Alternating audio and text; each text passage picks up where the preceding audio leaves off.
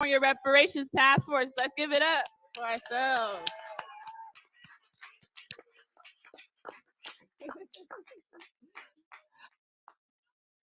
Parliamentarian Johnson to establish a quorum. Thank you.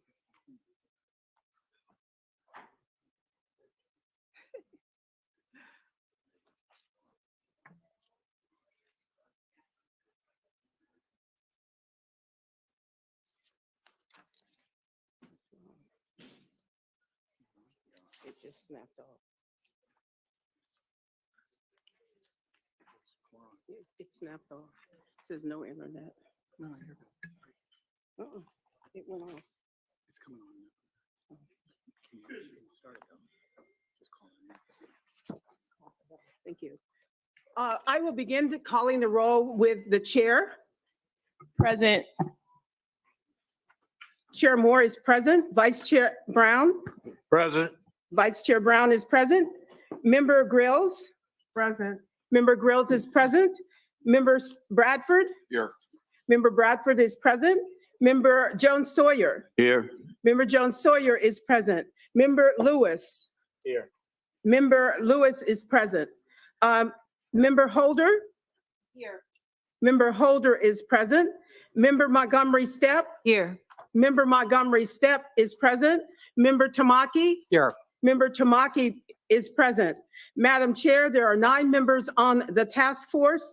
It requires 5 for a quorum. There are 9 members present. A quorum has been established. Thank you, Parliamentarian Johnson, and welcome members of the public to the California Reparations Task Force last hearing before we sunset July 1. I will now turn to public comment, which will last for 30 minutes. And I will turn to my task force members to ascertain whether we want public comment to be 2 minutes or 1 minute.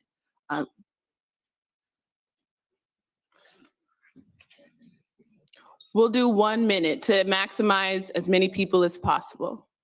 I'll now turn to Aisha Martin Walton to resume the agenda. Good morning, everyone. Again, welcome to the final task force meeting of this amazing 2-year process. Thank you all for coming out. We will start the public comment process. And just know that the task force, as always, wants to hear from everyone. The public comment period, as Chair Moore indicated, will be 30 minutes this morning, and each person will have 1 moment to speak. Please be advised that in fairness to everyone, at the 1 moment mark, you may be politely interrupted.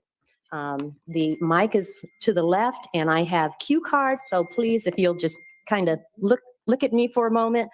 We want to just make sure that everyone has an opportunity to speak. Okay. So we will begin with our numbering. Cherise Cryer, Laura Morrell, Reggie Domain, Lakeisha Milner, Donnie Brown, and Pastor Tony Pierce. If you could please line up, we'll get started.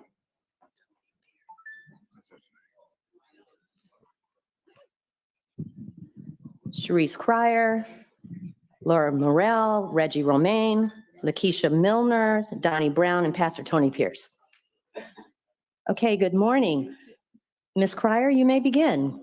Good morning, Task Force and DOJ and members of the public. I stand here representing the nameless, the faceless, people you will never meet, whose lives were impacted by the work of this task force. I stand here representing generations of Black Cooks, Cryers, Weathers, Rogers, Skurlocks, who were enslaved and never paid, who were overworked, beaten, raped, stolen from, lied to, who never got the promise of 40 acres and a mule, who never received equal pay, equal treatment, and did not benefit from affirmative action or the promises of America, liberty, and justice for all. To Governor Newsom, I don't think you have any idea what you have done. You have changed the course of history. This will begin to right a wrong that began centuries ago. To Dr. Weber, you deserve a Nobel Peace Prize. Last weekend, my family held a reunion / Juneteenth celebration in Geneva, Texas. Some of these people you will never see. Some of you don't even know where Geneva is. During the program, an elder asked if anyone wanted to share, and of course, I got up to talk about reparations and what's going on in California. And my call to my family was, you can get reparations too, okay? So this is going to impact not just lives in California, but lives across the nation, and I want to thank you for what you've done. Thank you. Thank you, Ms. Cryer. Next speaker, Ms. Morrell, Lori Morrell.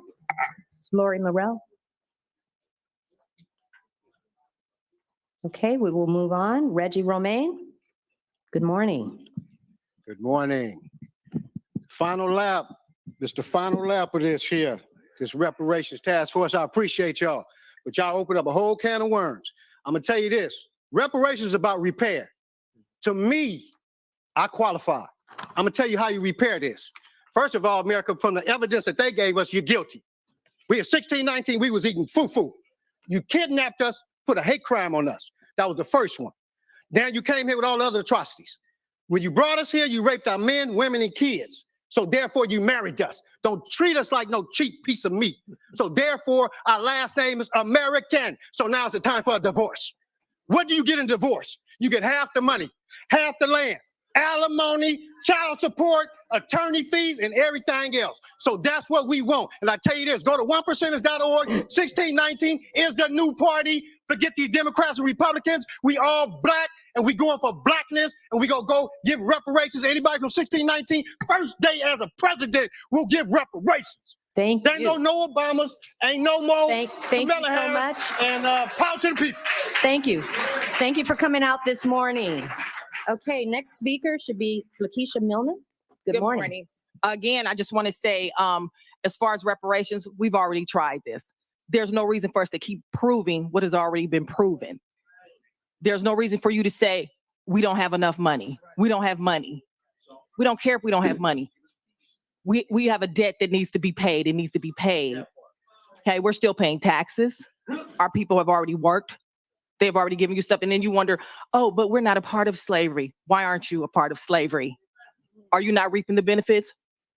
Because we're reaping the benefits of what happened to our people. And it was horrific, and it's still horrific. Thank you. Next speaker, Donnie Brown. Good morning. Good morning. Today is a day of celebration. Today is a day of rejoicing because this has been a task force that has worked hard, a lot of You meetings. have to touch it. And I'd like to say to the governor and the assembly members, do not make this political. Do not make this political. Give us our reparations. We have a great proposal, 600 pages of the wrongs. So if you're in this room and you're about reparations, please stand because the world is getting ready to hear us right now. Answer my question. What do we want? When? What do we want? When? What do we want? When?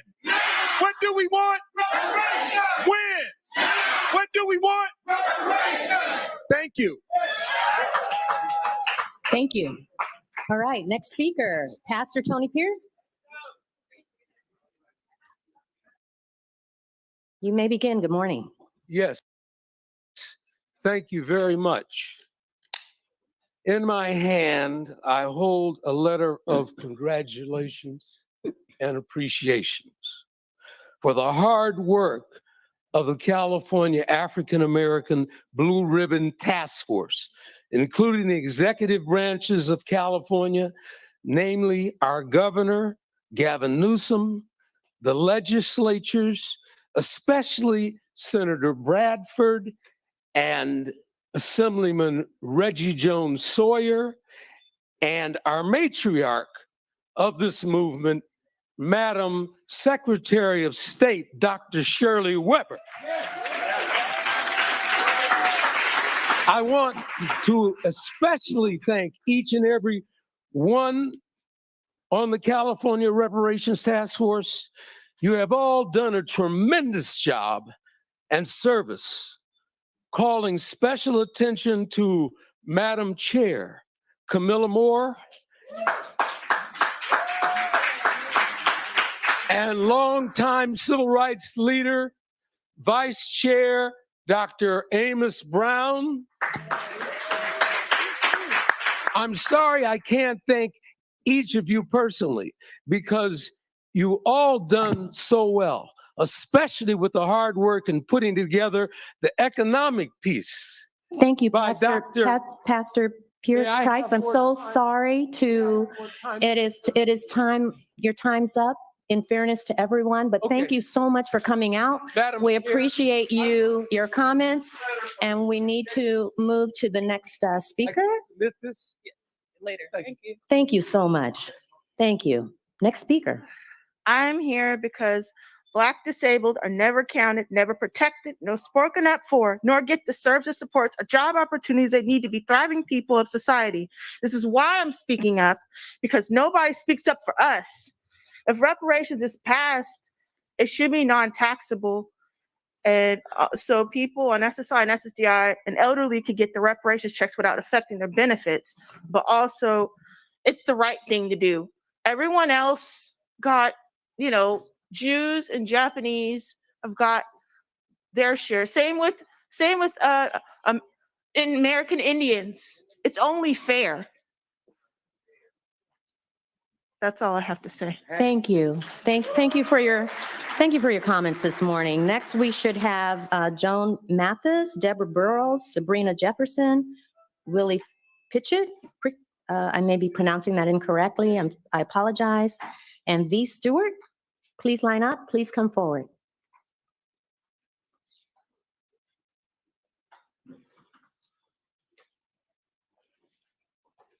Okay, good morning.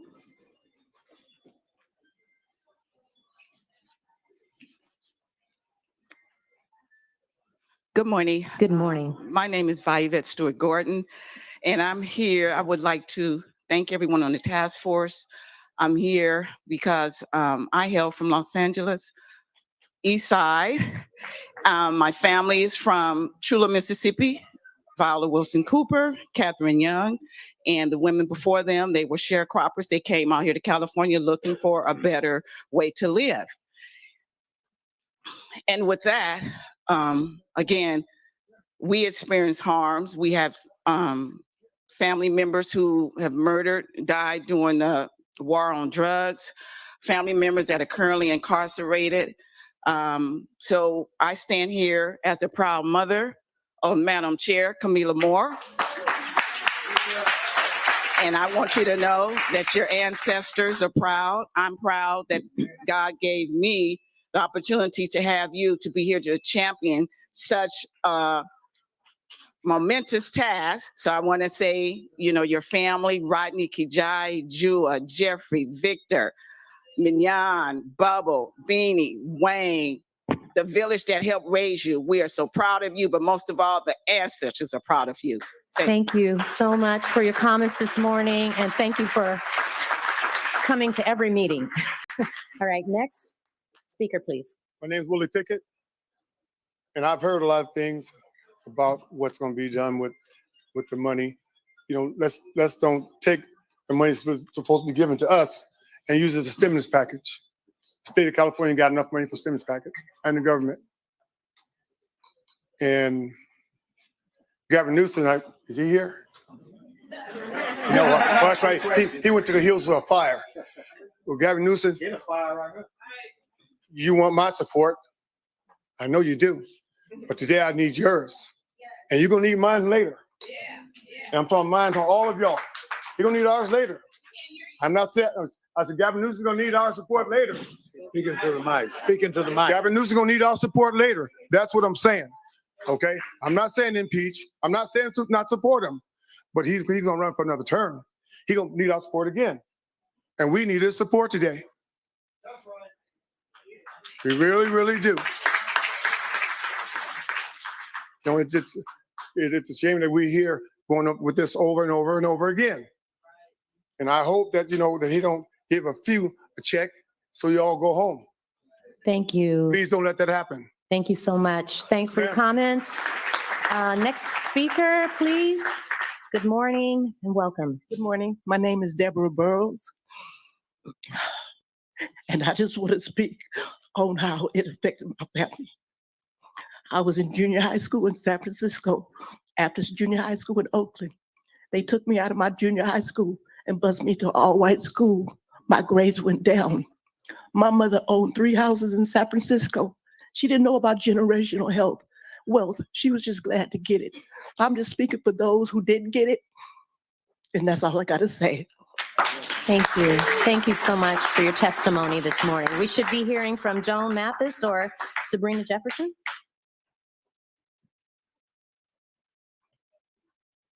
Hi, good morning, task force and community. I'm Sabrina Watts Jefferson. I'm speaking on behalf of my enslaved ancestors, my current family, and the African American community. After being denied freedom, education, basic human rights, and our 40 acres and a mule, it's time, our time has come. And I would like to say that to my 4th great grandparents who were born slaves and they were the last ones that were slaves. It's time, our time has come, and this reparations will be making right the many centuries of wrong. Thank you for your work. Thank you. All right, the next speaker should be Laura Morrell. Good morning. Good morning. Thank you. My name is Laura Morrell. I stand on behalf of the Greater Sacramento Urban League. As an organization committed to empowering Black and historically marginalized individuals throughout the region, we fully endorse the comprehensive interim report that sheds light on the enduring consequences of enslavement, racial terror, and the institution of slavery on the lives of African descendant people in America.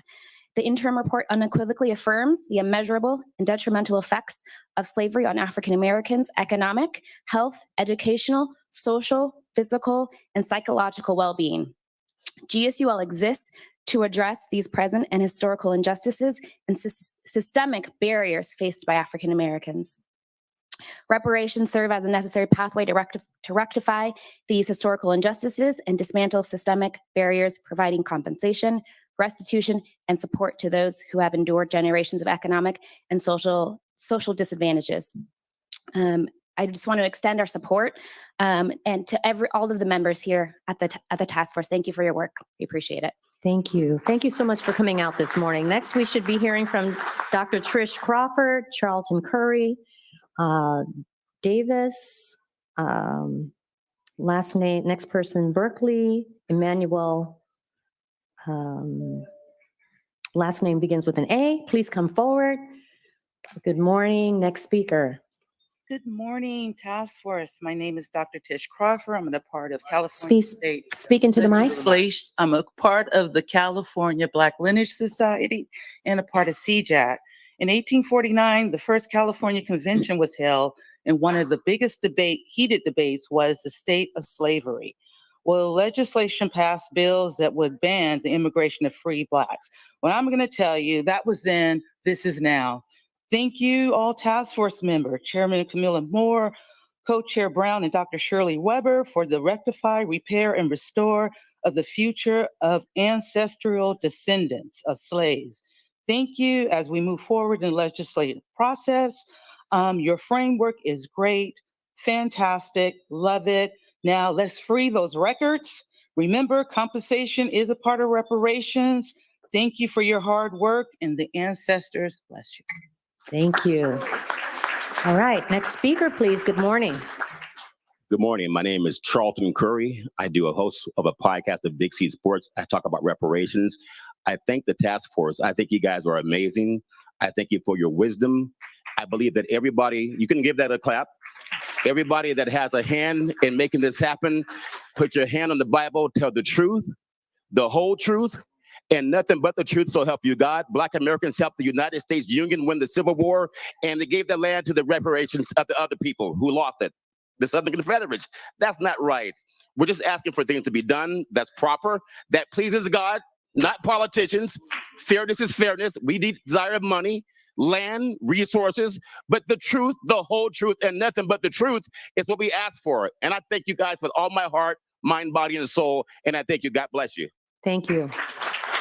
All right, next speaker, please. Good morning.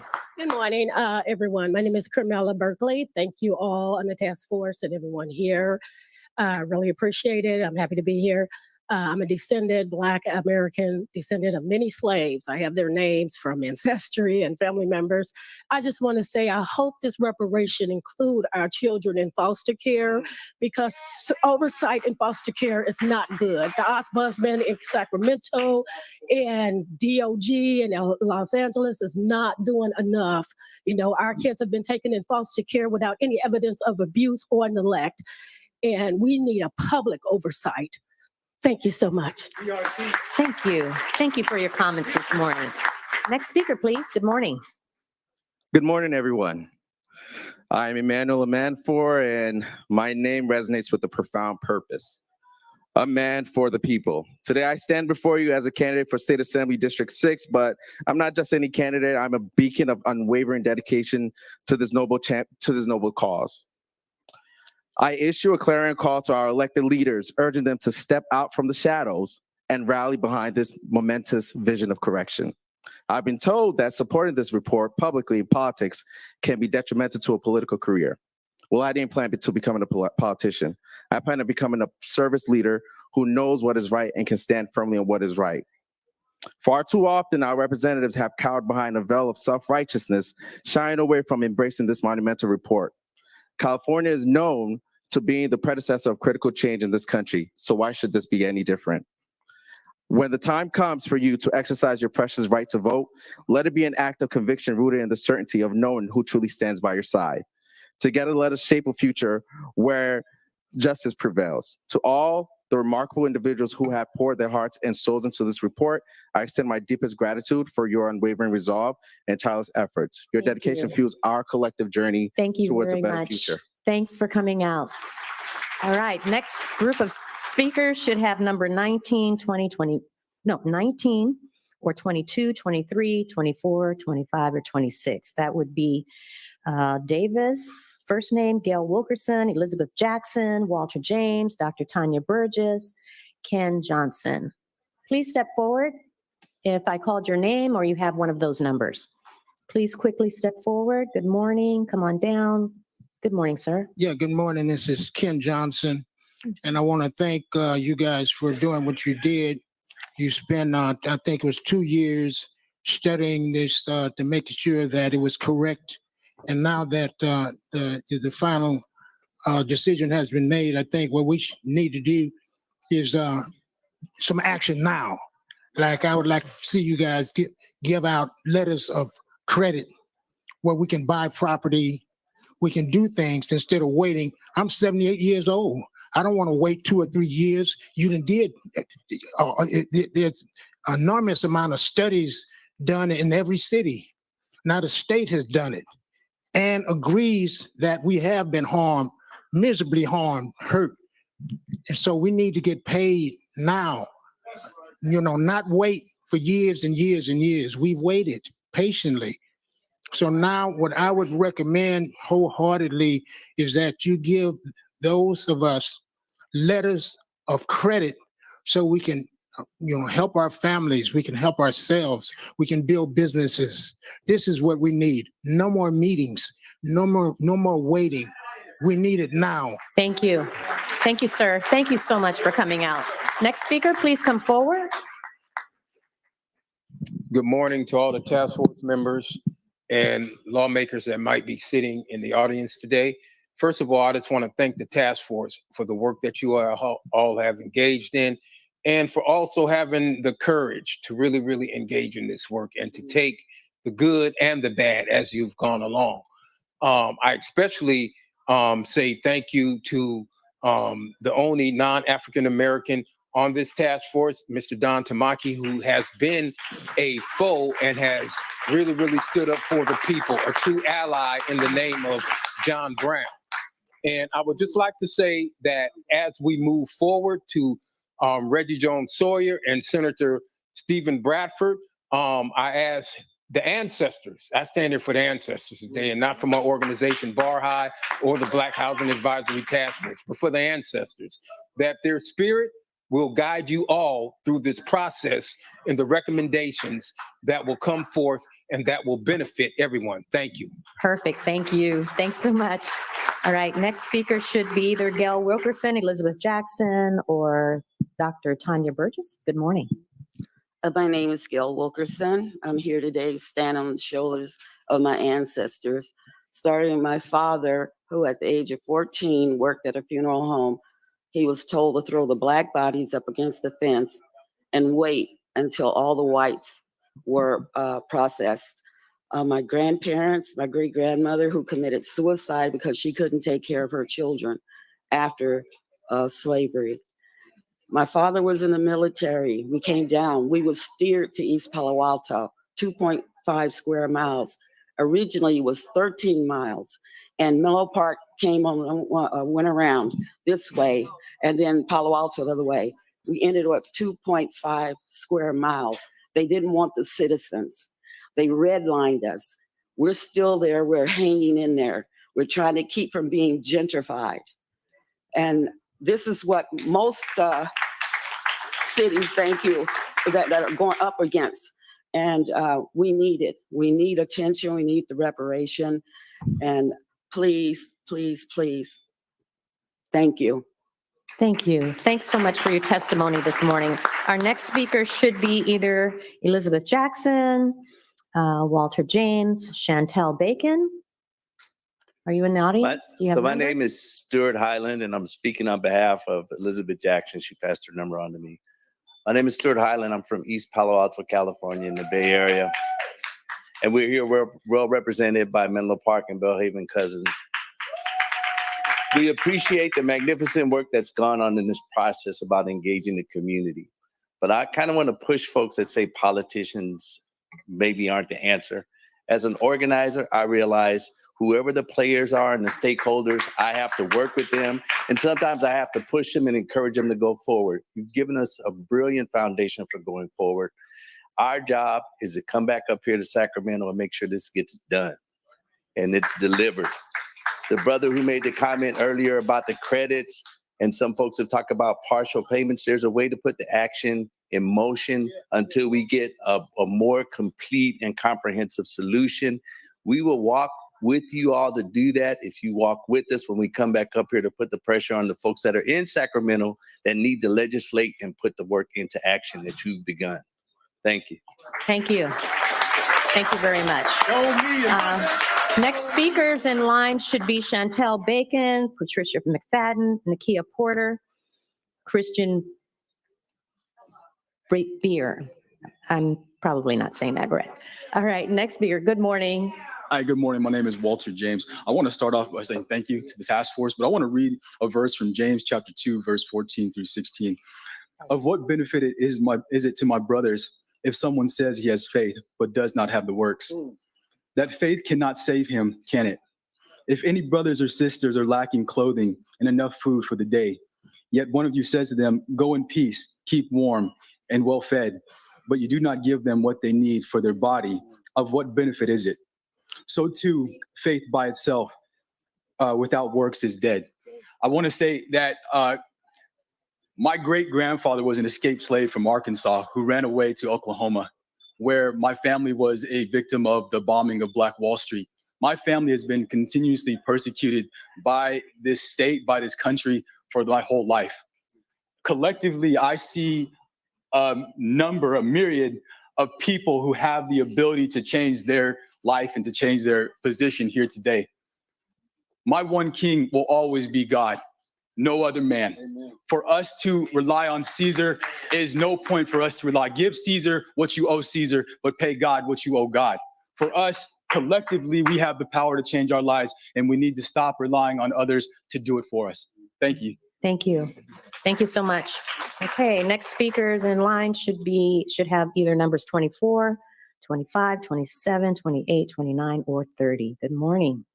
I'm Dr. Tanya Burgess, and I am number 25. I'm not sure where number 24 is. You're good. Okay. On behalf of the Burgess family, I stand here on the shoulders of my ancestors who actually trailblazed in the gold country known as Coloma. But I am my brother's keeper. And I want to acknowledge my brother Dwayne Lamont Burgess, who's here. He's in support of the work that our younger brother here, John Burgess, has done. And so I'm going to yield my mic to him because he has been the spokesperson for the family. But just let it be clear, he doesn't stand here alone. Thank you. Okay, you have 30 seconds, sir. Good morning. Yeah, I'll just say this, since it's brief. Irreparable harm has been done to my family and countless others. Black people don't need more programs. We need an apology, financial repair, and to become tax exempt. Create a revenue tax code, RTC, which was enacted in 1939 from RTC, formerly known as Political Code Statutes, and introduced by Associate Supreme Court Justice Stephen Fields, who brought his brother, drafted these PC statutes from New York during the gold rush.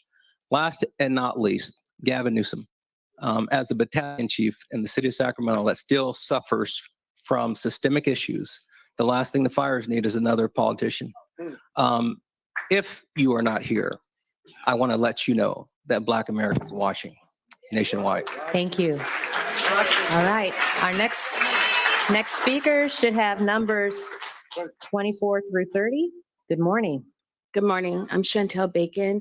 I'm representing the Floods, the Hobbs, the Bacons, the Pickens, the Washingtons, the Pulleys, the Ward, the Fergusons, the Whites, the Spites, and the Battle family.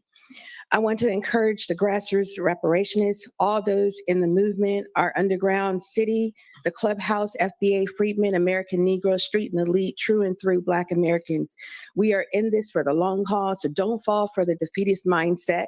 No matter the outcome of the California, remember who picked up the baton of Callie House, Fannie Lou Hamer, Carter G. Woodson, Ida B. Wells, Barbara Jordan, John McKissick. It was you. It was us, the descendants. It was those who took the task to do their genealogy, found out foundational Negro Americans. We will continue to get this education and stay involved. Don't let these people railroad us. Juneteenth showed us how those who aren't descendants and aren't foundational American Negroes disrespect our historical lineage. Much like the Nuri Martinez, the Gil Cedillos, the Ron Herreras, the Kevin De Leon, and many others. Thank you so much. I'm so sorry to interrupt you in the middle of your sentence, but thank you for coming out. Thank you so much, everyone. We have time for 5 more speakers. Our next 5 speakers should be either Patricia McFadden, Nakia Porter, Christian Brewer, Scott Turner, or Theodore Harrison. Good morning. Good morning. Peace and blessings, everyone, and thank you to the task force. My name is Nakia Porter. I'm the director of the Melanin Day School Academy, where we create safe spaces for Black families to heal and thrive. A big part of this is focusing on the children. The children need to see themselves thriving. If they don't have land and safe spaces, not just concrete, but grass, nice blue skies, and gardens where they can go and eat food, if they're not seeing that on a day-to-day basis, they don't have that in their future. So I want you to think about the children, because if the children have a safe home, they're going to thrive. If the children have a loving and supportive family, they're going to thrive. If they're given the resources to see themselves in positive lights, they're going to thrive. So as you're putting together the task force, the parents that I'm standing with, they're looking for land. So they're not worrying about how they're going to feed their children. Proper jobs where they are doing their passions and giving their God-given talents to the world so that we can all thrive collectively. If the children are seeing that, then they can model that. Thank you. Thank you so much. Good morning. Next speaker. Good morning, everyone. My name is Patricia McFadden, and I'm from San Diego, California. My daughter and I came up last night. I'd like to thank the Reparation Task Force meeting for all your hard work. It was a very the task that you're doing is fantastic. But what I would like to say is that it's time for us to reap the rewards from all of the blood, sweat, and tears of our ancestors. So there's not a Black person in this audience today that has not experienced racism. It's still going on. How many of y'all are experiencing racism? Stand up, stand up. All right, see? It's time for us to reap some of the rewards. There's other people reaping rewards. It's time for us to reap the rewards. I'd like to thank you all for all your hard work. Bye-bye. Hi, Monica. Thank you. All right, our last three speakers of this morning. Good morning, sir. Hello, my name is Christian Beauvoir. You were pretty close. We were almost there. It's a tough one. So much gratitude for you all on this historic day on behalf of myself and all of my ancestors who couldn't be here today. I also want to say that if this state puts barriers to access for our people, we won't be able to access it. That the state will be happy to capitalize on any barriers that there are for our folks to access these reparations. The country has taught us this over and over again. It is the function of anti-Black racism that our time and resources are depleted, and that slavery and the afterlives of slavery have created these conditions. It is the function of violence, anti-Black violence, that small barriers can become insurmountable when we're trying to access the resources that our communities need. So as the task force moves into its next steps, I hope everyone carries this question with them: how many Black people can be excluded and this still be called reparations? 97 of the thousands of people who are involuntarily sterilized in this Sir, state. thank you so much. I'm so sorry to cut you off in the middle of your powerful statement, but that's all the time we have. Thank you. Next speaker. Hi, my name is Theodore Harrison. I'm a graduate student at the University of Oregon. Can you speak a little bit louder into the mic? I know it's somewhat low. I'm a graduate student at the University of Oregon, and I wanted to say I congratulate you on all your work. And normally in most things, 80% is planning, 20% execution. So I'd say it's not fair to you because it's the other way around. What you've done is only 20%. The 80% is ahead of you. Right. And so I want to implore the Chairman Moore that her California Freedmen's Bureau, that's where the 80% is. Like the woman spoke about children in foster care, and that if you think of a recent Supreme Court ruling which gave Native Americans control of their children in foster care, we have to have that same control. Conservatives and Republicans want control of your children, right? Because you don't have a future. We also have to have the control of our education system. So I implore you to make that part of the California Freedmen's Bureau, right? That we have control of our education. It's not fair to you guys, and I admit you've done a wonderful job, but your hardest job is ahead of you. And I implore you to take that energy with all of our support to do that. Thank you. Thank you, sir. Thanks for coming out today and providing public comments. Our last speaker of the morning. My name is Scott Turner, lifelong resident of the state of California, labor activist. First, I want to thank everybody in this room for this show of solidarity, because we need this going forward. And I'm just going to pose this one little quick question. I might get a little passionate, but how in the heck are we supposed to resolve the issues that stand with us currently and ahead of us if we continue to shelve problems that are from the past, from years past, continuously over and over and over again? We cannot do better. Today is the start of breaking that cycle. I challenge everybody in this room to continue what we are doing. Thank you to the panel. Thank you for the work that you have done. In my labor work, what we do is represent our members, and the resolution is to make these members whole. Effective today, we're making our brothers and sisters whole. I'm gonna stop right there because I'm gonna keep going for 55 minutes. Bless everybody. Thank you, sir. Thanks for coming out this morning. Thank you, everyone. We have reached the allotted time for public comment today, and all of the public comments that have been provided over the phone and in person over the past 24 months has been extremely powerful and appreciated by the task force. So with that, I would like to turn the mic back over to Chair Moore, and thank you again for all the public comments. Thank you, Ms. Martin Walton, for your assistance. The next item on the agenda is item number 3, action item approval of May 6, 2023 meeting minutes. The task force members have had a chance to review. So at this time, does any task force member want to entertain a motion to approve the minutes as presented or present any amendments?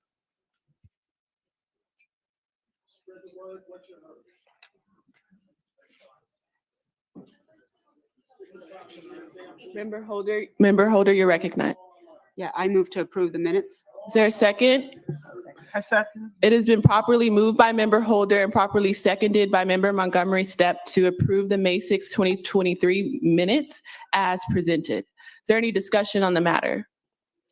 Hearing none, I'll turn to Parliamentarian Johnson for a roll call vote. And thank you, Madam Chair. I will start the roll for voting on the approval of the minutes as presented. And I will start with Chair Moore. Aye. Chair Moore votes aye. Vice Chair Brown. Aye. Vice Chair Brown votes aye. Member Bradford. Aye. Member Bradford votes aye. Member Grills. Aye. Member Grills votes aye. Member Holder. Aye. Member Holder votes aye. Member Lewis. Aye. Member Lewis votes aye. Member Montgomery Steppe. Aye. Member Montgomery Steppe votes aye. Member Tamaki. Aye. Member Tamaki votes aye. Madam Chair, there are 9 members present and voting.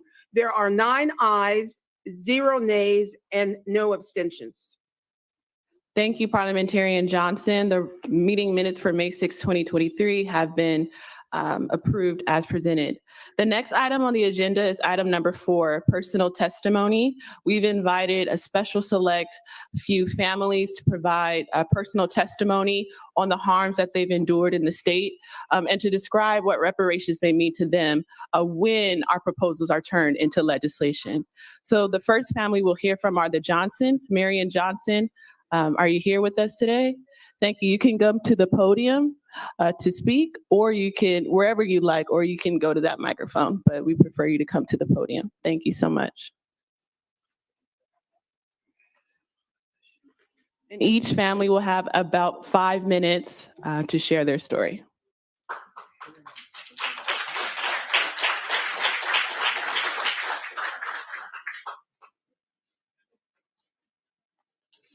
Good morning to the members of this California Task Force, to the chair, Ms. Moore, to the vice chair, Dr. Brown.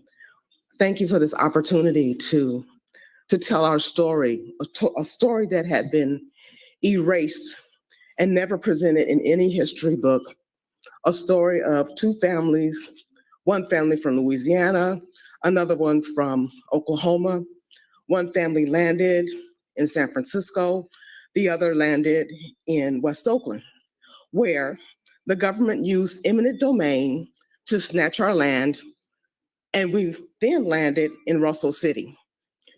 This is the city where I was born, Hayward, California, and where I was forced out through, again, eminent domain by policies and practices that have been put in place that would eliminate our communities. This was painful for my mother who sits here, and I'm glad she's still here today to see this. Thank you, Mom. They took our land, seized our land, gave us less than pennies on the dollar for our land. Through our research, we found that white business people in that same city were given over $500,000 for their land, where my family on one side was given $1,100, and on the other side only given $2,200. For one side, who had paid $7,500 for their land, they received $2,200. We were forced out into more red line communities where we suffered from being stripped of resources in our schools. I went to a school where books were scribbled in. Desks that I sat at were scratched up. We had to use paper bags to make book covers. That's how bad our books were. Our parks were unattended, our streets unkept. We still to this day have street sweepers that roll through our city streets. I still live in that redlined area and do not clean up the dirt. So this still exists to this day. Not only that, those same communities were over-policed. I have 2 brothers who suffered from the cause of over-policing and were placed in a jail that was purchased with money that the county used when they sold our land that they took from us to buy the land to build the jail they put my brothers in. Is this fair? No. My house that my mother bought, she purchased the house and was financed by Mason McDuffie, who had a hand in writing the laws that said we could not live in white areas. So although both my parents worked and had good jobs, my mother was a nurse in the emergency department, my father worked for Alameda County, they wouldn't allow us to move in their communities. But they sold us a house for twice the price of what they were selling new houses for in a red line community. How did this affect us? It didn't do well. Although we struggled and we were able to maintain and we were resilient, was this fair? No, this was not. And it's still taking place to this day. What this task force is doing today is allowing our voices to be heard. I'm thankful for Artavia Berry, who was helped to write the apology from the city of Hayward. Just this week, we received an apology from Alameda County. We received an apology from California Association of Realtors. But apology alone, as a standalone, is not enough. We need to be repaired, restored, and repaid for all the pain and suffering that we have endured. And we still stand here today as upright citizens of the United States of America. And we deserve to be treated just as well as any other community. Today, this is a grandstand for us. We thank you so much for all the work that you're doing. But let's continue on to get repaired, restored, and repaid for the pain that was inflicted upon our community. Thank you so much for this time. I appreciate it.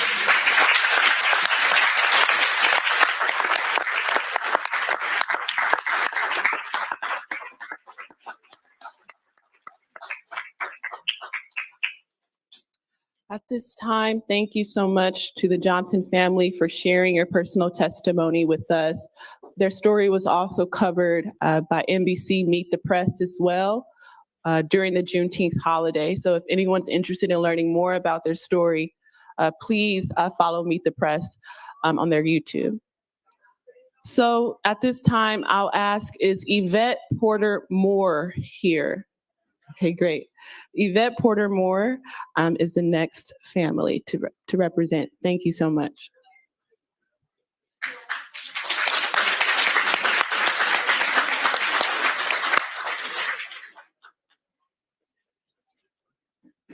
Good morning, everyone. My name is Yvette Porter Moore, and I'm a native Californian residing in the city of San Diego.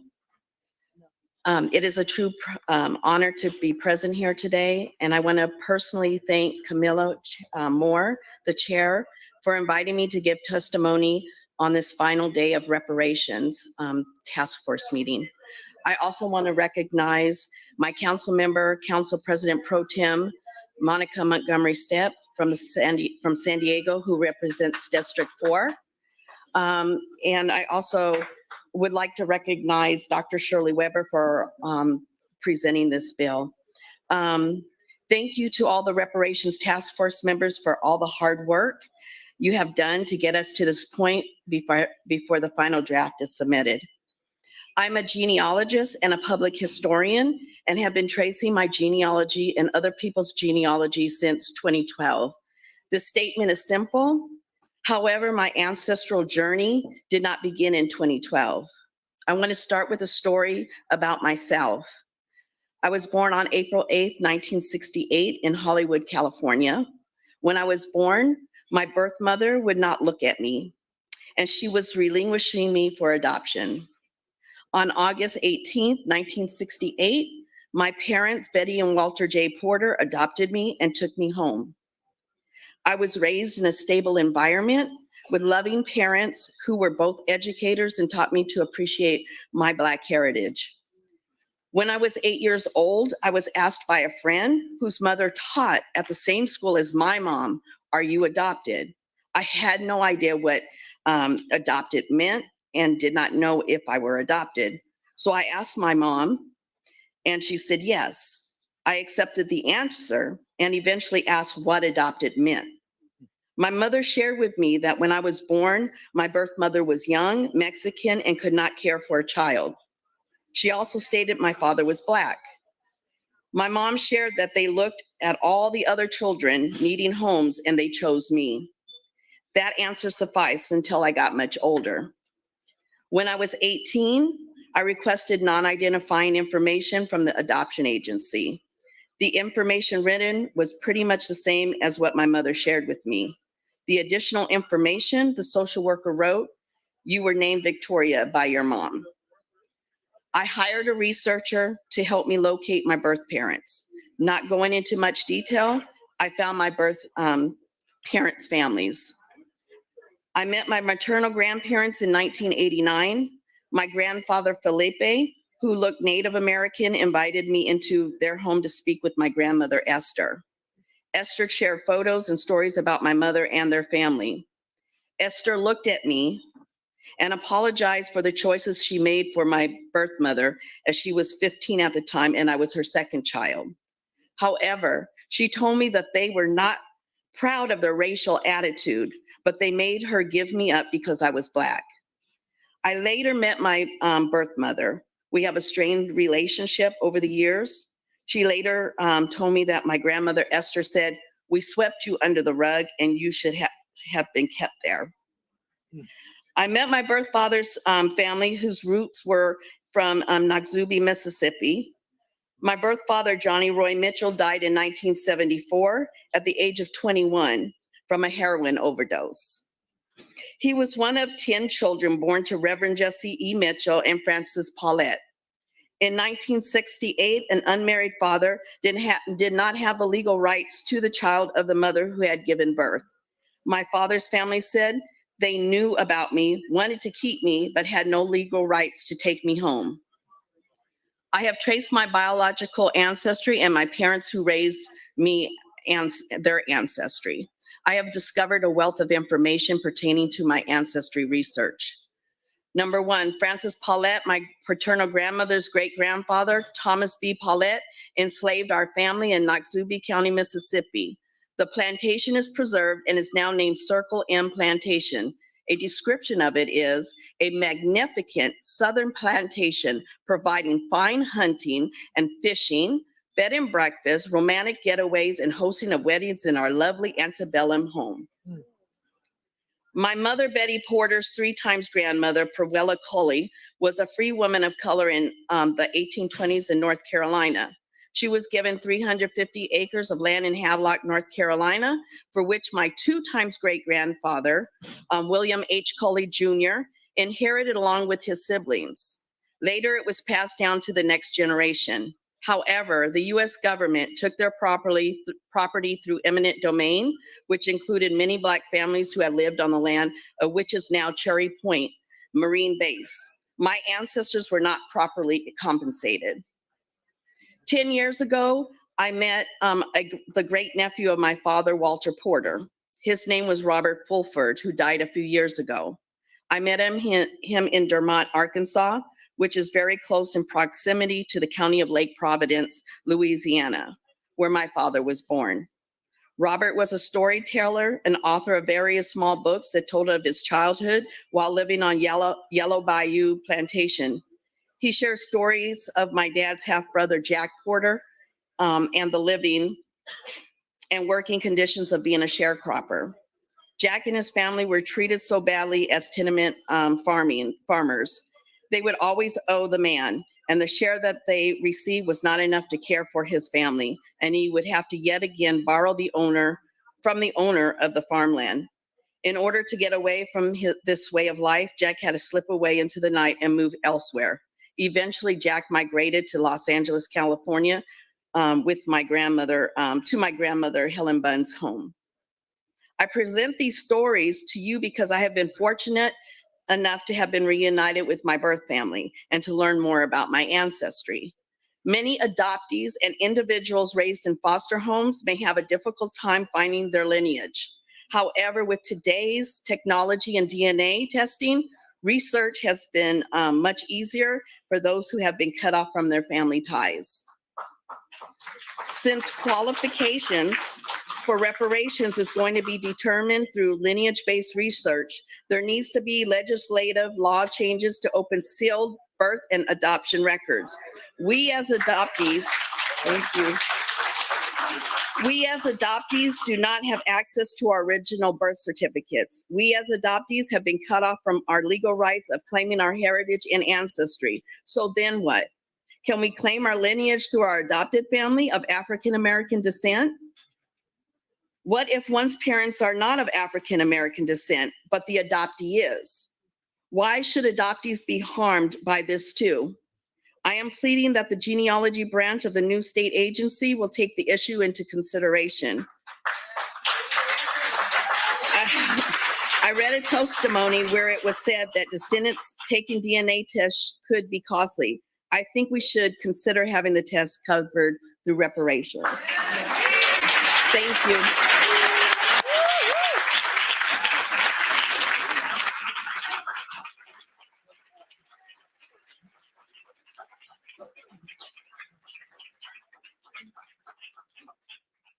Thank you so much, Yvette Porter Moore, for that personal testimony. That was incredibly moving and informative.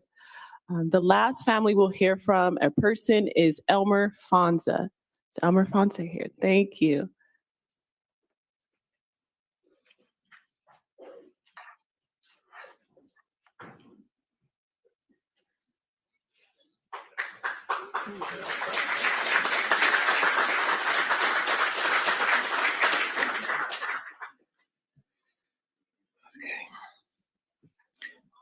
Let me start here, go in right here and then go down. Good afternoon. My family members are passing out to the board members the journey my family's been finding our connection to Nelson Bell, a Black gold miner and landowner and a slave in California.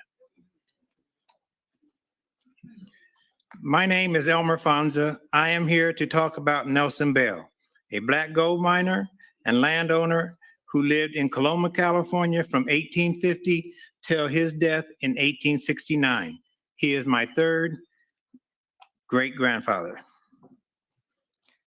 In 1790, Nelson Bell was born into slavery on the John Gregory Plantation in Mecklenburg, Virginia. It was customary during that time for slaves to take the surname of their masters. At the age of 20, Nelson was allowed to marry and have children. In 1816, John Gregory dies, and Nelson and his family were sold. Across the southern states, slaves were generally prohibited by law from entering into any legal binding marriage. The wife and children of Nelson were bought by a man named Mr. Finch, while Nelson was sold to a slave trader and taken to New Orleans. Nelson later became the property of James Sparks and returned to Virginia. At that time, Nelson took a second wife, and after the death of James Sparks in approximately 1820, Nelson became the property of a Mr. Bell. Nelson was valued at $600. It was at that time Nelson took the surname Bell. Between the years 1833 and 1850, Nelson Bell and his wife had three sons, Nelson Bell Jr., Philip Bell, my second great-grandfather, and Paul Bell. During that time, his wife and children were sold and taken to Kentucky. In 1850, Nelson came to Coloma, California with Mr. Bell and was given his freedom shortly thereafter. In 1856, a free Nelson Bell purchased several parcels of land, approximately 11 plus acres, in and around the town of Coloma, where he worked driving a water wagon and mining for gold. Nelson died in 1869. The cause of death is unknown since death certificates were not required until 1900. A few days after Nelson's death, his land and personal property were put into probate. Personal property was later sold by a probate administrator, but the sale of his land was not recorded in the probate report. However, the probate report did list his real property as a dwelling house and land adjacent to the town of Coloma, which was bound on the north by Main Street, on the east by Martin Fleming's property, and on the south and west by Jonas Wilder's property. Also, the land fronting Main Street belonging to Nelson had 4 Chinese tenement houses on it valued at $300. The land once owned by Nelson Bell is now part of the California State Park. It is unclear how the state acquired the land once owned by Nelson Bell. We believe it was by eminent domain. As I look back on my family's journey, I can only imagine the hardships that Nelson Bell must have endured. Living in slavery for more than 60 years, having 2 of his family sold during that time, unworthy of family love, care, and support. The joy he must have felt upon becoming free prior to the end of the Civil War. He was now able to be paid wages for his labor, own land, and accumulate wealth for his family. Nelson Bell's descendants may have experienced a better quality of life if his wealth was passed on to future generations. There were no effects made by the state of California to contact his sons, Nelson Bell Jr. and Philip Bell, who were both alive and working in Virginia as laborers during 1867. Nelson Bell Jr. died in 1914, still in Virginia and working as a laborer. Things may have been different for Nelson Bell's great-grandson, William Bell Jr., who did more than 20 years in an Iowa State penitentiary, or for his great-granddaughter, Ethel Bell, my grandmother, who was raped by a white man when she was 15 years old and gotten pregnant with my mother, Blossom Bell. My mother married Holly Fonza and raised 7 kids on a 4th-grade education. We lived on the south side of Des Moines, Iowa, an area known as the Dirty Bottoms. There were dirt roads, no sidewalks. Our house had no running water or inside bathrooms. Every spring, the river would overflood and fill our yard with toxic waste-filled water for weeks at a time. My mother worked as a cook. My father was a butcher at the slaughterhouse. My mother died not knowing her family history, with the exception of her grandfather, William Bell. But she made sure that all of her kids graduated high school. However, the negative environment of poverty that existed influenced my oldest brother and I to make poor choices. For instance, we both did time in the penitentiary. However, my other siblings made better choices to escape poverty. For instance, my older brother, who is not here with me today, filed a civil rights lawsuit against the city of Des Moines and became the first Black firefighter in the state of Iowa. He went on to become the fire chief in the city of Compton, California.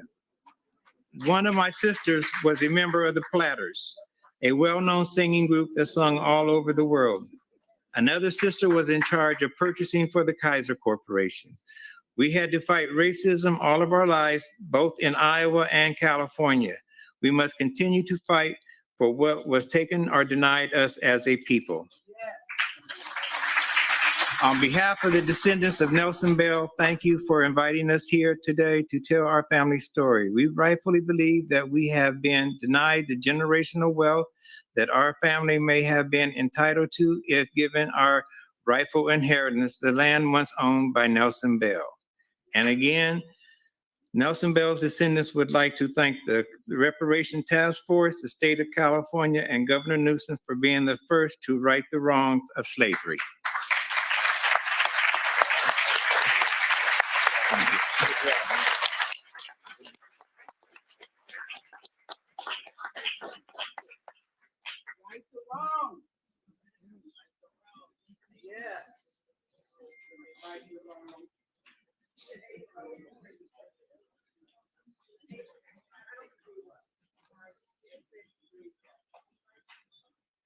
Thank you to Marion Johnson and her family, Yvette Porter Moore and her families, and to Elmer Fonza and his family. That was an incredibly moving personal testimony, perfect for this last hearing. So the next item on the agenda is action item number 5, reflections by task force members, economists, and Department of Justice, and a presentation of the task force's final report and recommendations. So I'll turn to Attorney Newman. Should we? We start with- Okay, so we'll start with the task force members who have reflections on this arduous 2-year process that we've been on together. Would anyone like to start?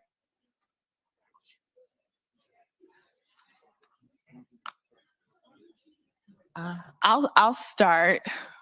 Oh, did you want to? Oh, are you sure? Okay.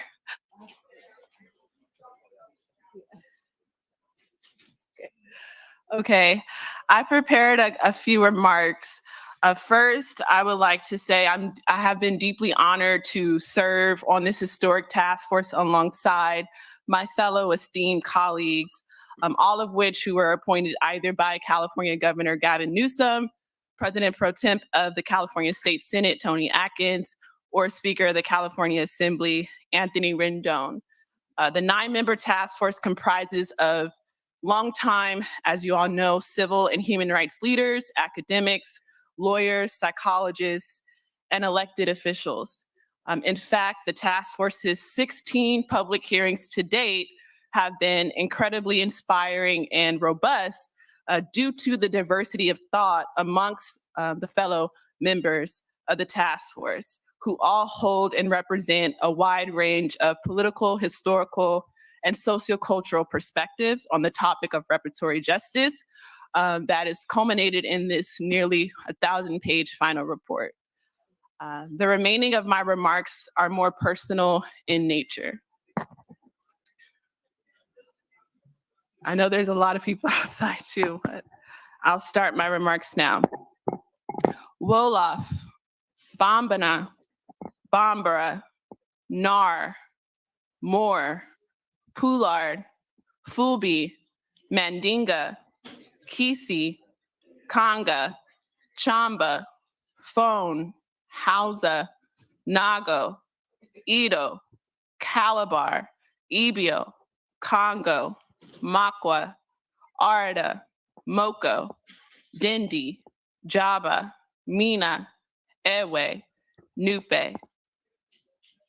According to the Whitney Plantation Museum, these are some of the indigenous African ethnicities of which members were bartered and sold as human cargo from the great and exploited continent known as Africa, as the late Reverend Martin Luther King said in his last book, Where Do We Go From Here, Chaos or Community? To the colony of Louisiana. Through sheer terror and violence, European enslavers attempted to strip these indigenous African human beings of their cultural and ethnic heritages, relying on the power to label them Negro, Black, mulatto, or other socially constructed terms to deny them of their human right to self-determination. The vestiges of descent-based chattel slavery that mar my family's history in the United States traveled consequently with us all the way to California through the Great Migrations, like my father's ancestors who were once enslaved on the Whitney Plantation in Louisiana, formerly known as Habitation Hydell. And like my mother's ancestors, namely my grandmother and great-grandmother, Catherine Young and Viola Wilson Cooper, who were subjected to slavery by another name known as sharecropping in Chula, Mississippi. These mighty women were internal refugees trekking from Chula to Los Angeles to escape caste slavery and other forms of terror in the Deep South, only to be met by Jim Crow again out west. As the esteemed Ta-Nehisi Coates once wrote, never forget that we were enslaved in this country longer than we have been free.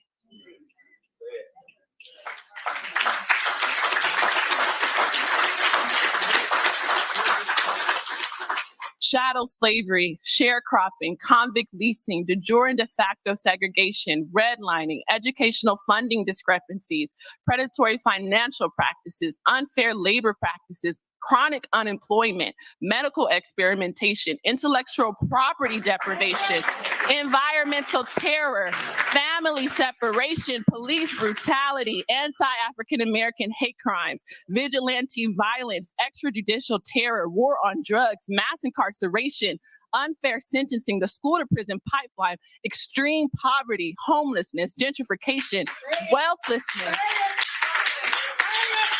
We have been relegated to the bottom of the caste system in this country.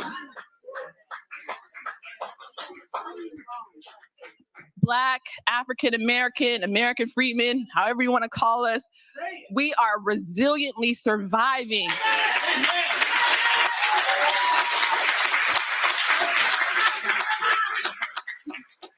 We are resiliently surviving the afterlife of descent-based chattel slavery.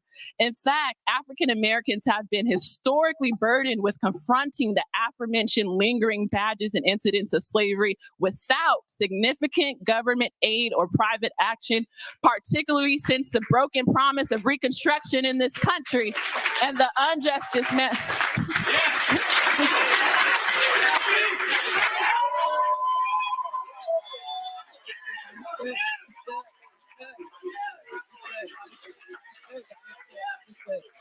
Thank you. We have been confronting these badges and incidents of slavery without significant government aid or private action, particularly since the broken promise of Reconstruction and the unjust dismantling of the Freedmen's Bureau in 1872 that accompanied it. So, as I conclude, it is my hope that the task force's general efforts reinvigorates the Black American community to exercise our human right to self-determination with a renewed spirit and energy that enables us to freely determine our political status and to pursue our economic, social, and cultural development via comprehensive reparatory justice policies.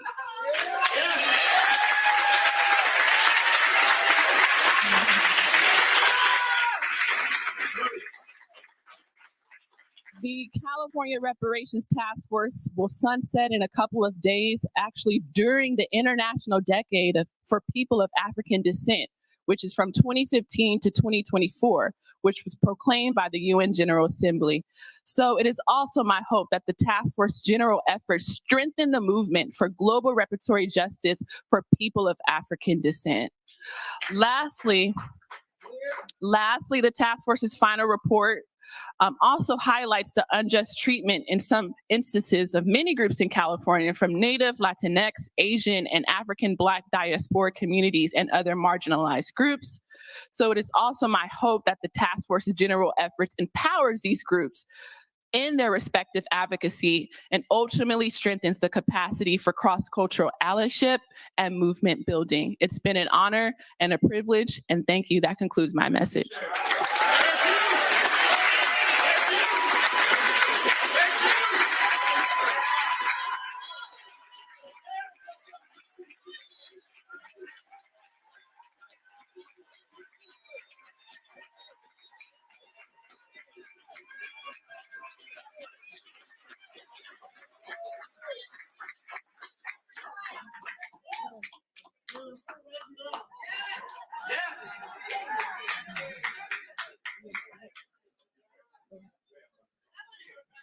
So now we'll go to Vice Chair Brown, and then we'll go to Member Montgomery's step. Thank you, Madam Chair. To my esteemed colleagues who have done an unparalleled job of addressing the unfinished business.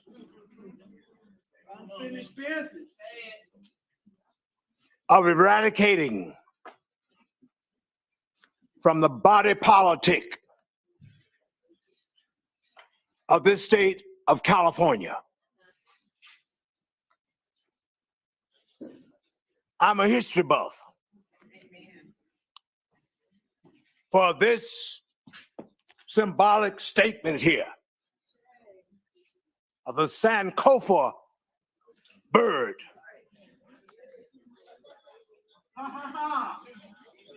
The symbolism representing a bird with an egg in its mouth, looking backwards in order to go forward and have pregnant possibilities for one's future. Quickly, number one, I want to go back as we debate the oughtness and the rightness of our demanding redress and repair. Many, because they don't read, haven't discovered that the first governor of this state of California was one Peter Hartman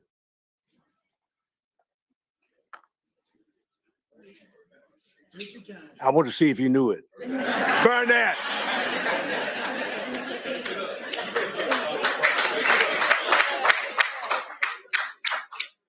And in his politics that infected him before he got to California, I must recite for you his trail. He came from Nashville, Tennessee, and led the first wagon train westward in 1843. And that rascal had an established policy that no mulattoes or blacks would be permitted to be in that wagon train. And when he got to the Oregon Territory, he settled a town called Germantown. And again, his official act of business was to be mean as hell to black people.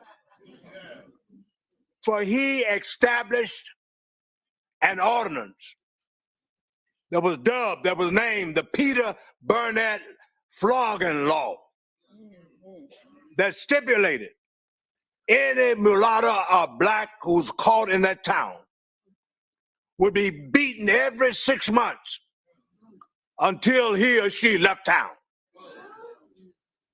And that law stayed on the books of what began to be the Oregon Territory and later the state of Oregon until 1926. And that's why we've had so many reactionary, mean-spirited, bigoted folks up in the Idahos and the Oregon states right now. But in 1848, when he heard that gold was down here in California, he led another wagon train and ended up here in the Sacramento area. He was so slick and sleazy that he was able to emerge as the first governor, I repeat, of this state. And in this book that I'm delighted to recommend to you by Nukes, a great scholar, it is documented, my friends, that he was the Donald Trump, the troubled businessman of that era. Let me hasten to say, he had to leave office. For real, say it. He had to leave office in disgrace because some debts from the Midwest caught up with him. But still, after he left his stain. And he was able to get on the state Supreme Court of the state of California. And there was the major civil rights case of the West involving a 19-year-old lad from my native state of Mississippi, R.C. Lee. R.C. Lee was brought here to Sacramento by Charles Stovall. Came from the biggest slave-holding family of the state of Mississippi in North Mississippi in Carroll County. That man, Peter Burnett, when he sat on that high court, and that case of R.C. Lee was heard when Charles Stovall wanted to take him back to Mississippi as an enslaved person, though California was a free state. But Peter Burnett voted with the minority opinion that R.C. Lee would be sent back to Mississippi as an enslaved person. Thank God that right won. He was set free, but Black people were not set free from that mutation of enslavement.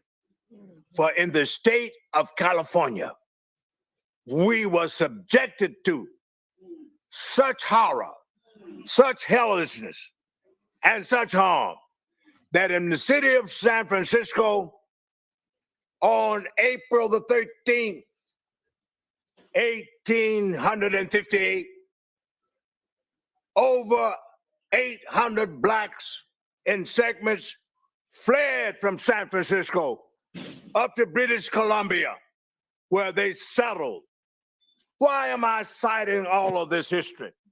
So that you will have today, as we conclude, a Sankofa moment of looking back and saying, regardless of what this nonsense is that Mr. Santis down in Florida tries to inflict upon us, we're going to look back and we're going to read and we're going to make sure that our descendants will be able to consult this great document and see the evidence that this state has committed the crime against Black folks, and it's time for them to pay their crime bill.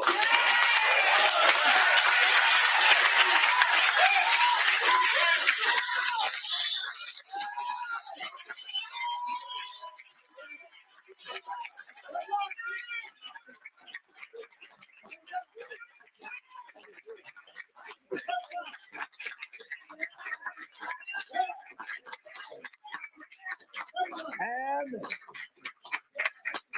don't come telling us that you don't have the money. Come on. But where I come from in Mississippi, they had what you call a layaway plan.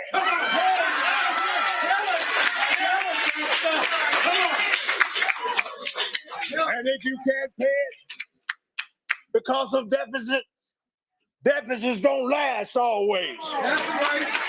Come on. That's right. Even when we had a solvent budget, we still were mean to Black folks, denying us quality education. And Cosio was right. We experienced savage inequality in education.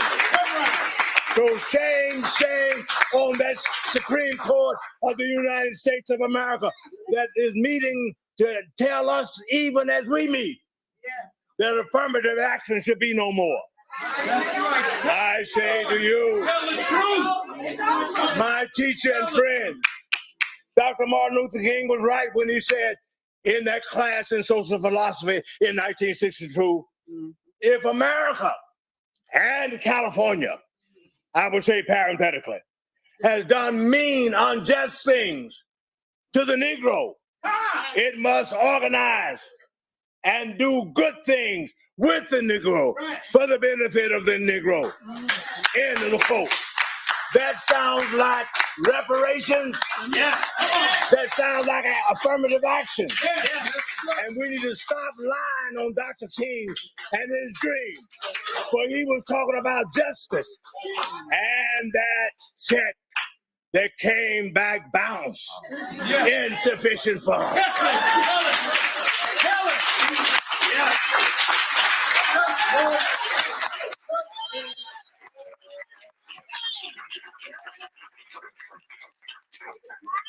So I bid you adieu today to say, I thank God that I have my dear wife over here to my left, Jane Evangeline, who hold in the wind beneath my wings. And I commit this day at the age of 82 that I'm going to stay in the struggle until God calls me home.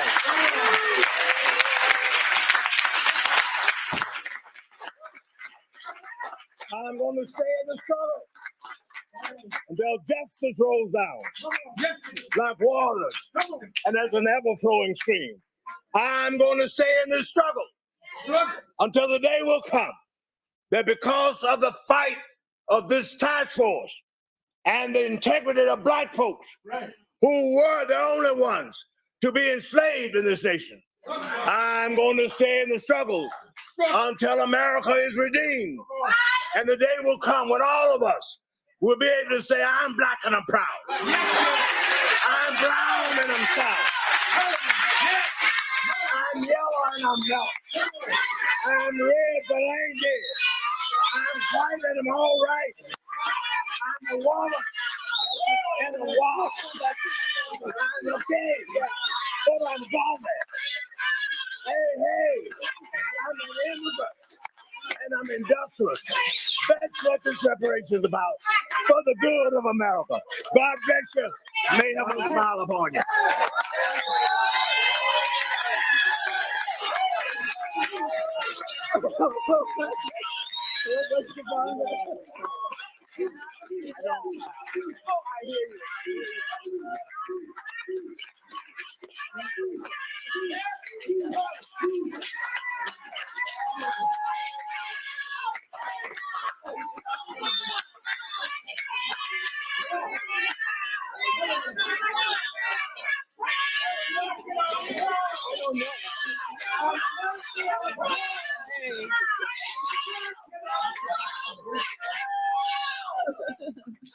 Thank you, Vice Chair Brown, for those wonderful remarks. We'll now turn to Member Montgomery Stepp. What do you say after that? I guess you say it loud. I'm Black and I'm proud.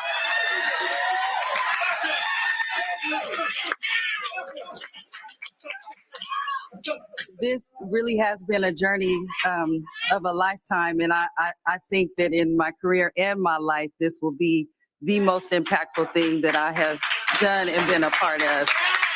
And I know that the work is not yet done. I am the daughter of Clifford and Patricia Montgomery and the granddaughter of Olinda and Leroy, Tanner and Jack, the great granddaughter of Floyd and Bessie and Tom and Clotilde, and I do what I do for them.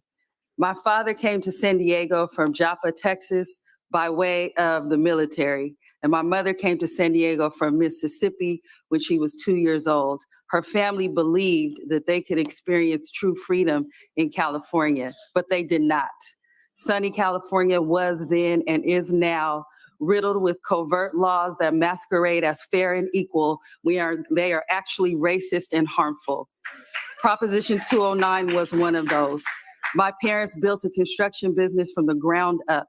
Before California voters passed Prop 209, my parents were successfully building generational wealth for my brothers and I.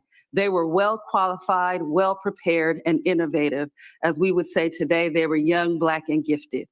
Unfortunately, their hard work and persistence were no match for the racial undertones that were embedded in Prop 209.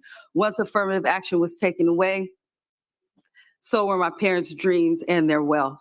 This dynamic shift of minority business exclusion in California happened as I prepared for college. Although my parents were not in the financial position they wanted to be in, they insisted that I attend Spelman College anyway.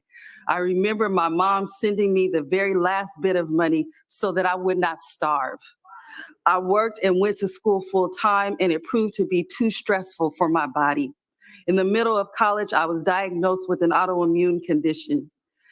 Now, after going through this reparations journey, I wonder if my parents had been free to use their knowledge and talent to provide adequately for their family, would I have had to suffer so much? My parents experienced direct harm from the racist policies influenced by systemic oppression. And although my life at the time was a byproduct of their struggle, I experience the racism and struggle here every single day, especially as a woman in the descendant community who is an elected leader in these white spaces. I understand what is at stake here. My life's journey allows me to see reparations as a spiritual reckoning, a calling for truth and justice. And we know that the truth is the only thing that will set us free. We have been on the battlefield fighting against principalities and things that we cannot see in order to force this system to do right by descendants of enslaved people for the generational harm that has been inflicted upon us. We must believe that reparations can come to fruition. We've come such a long way, and this work must not be in vain. So I'm calling for all of us to continue to make the case for a full reparations package. We are not asking for performative justice, but demanding reparations in all categories: satisfaction, restitution, compensation, apology, and guarantee of non-repetition. It is not unreasonable, it is not unattainable, and it is not unjustifiable for this state to address the immense harm done to descendants of enslaved people. Lastly, I will just say there are not enough words to thank the Honorable Dr. Shirley Weber, Secretary of State, for authoring AB 3121 and getting us here where we are today. And I just want to personally say thank you to her. I also want to thank the DOJ and my fellow, yes, we can clap for that, my fellow task force members for sharing the last 2 years of your life and doing the emotional labor it requires to see the types of outcomes we have today. I truly appreciate you, and I know the individual sacrifices that you have all have made.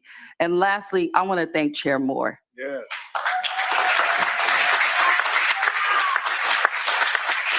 Chair Moore, thank you for standing strong. Thank you for your conviction. And thank you for leading with a combination of your heart and your mind. Thank you, everyone.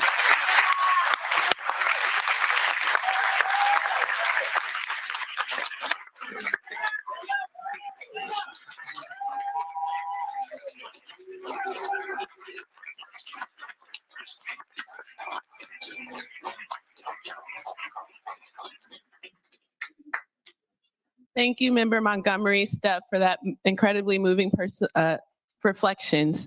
I'll turn to Senator Bradford for his reflections.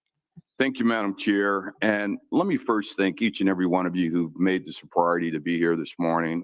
Really appreciate all of you here, but most importantly, those who followed this process for the last 2 years, who followed us up and down the state to let your voices be heard. You're greatly appreciated. And it should be recognized that we're here because of you. And let me begin also by saying what a great honor it has been to serve on this task force. And as an individual who's been elected for 25 years, I have no doubt this will be the most impactful public service work and policy I will do in my career. I have no doubt.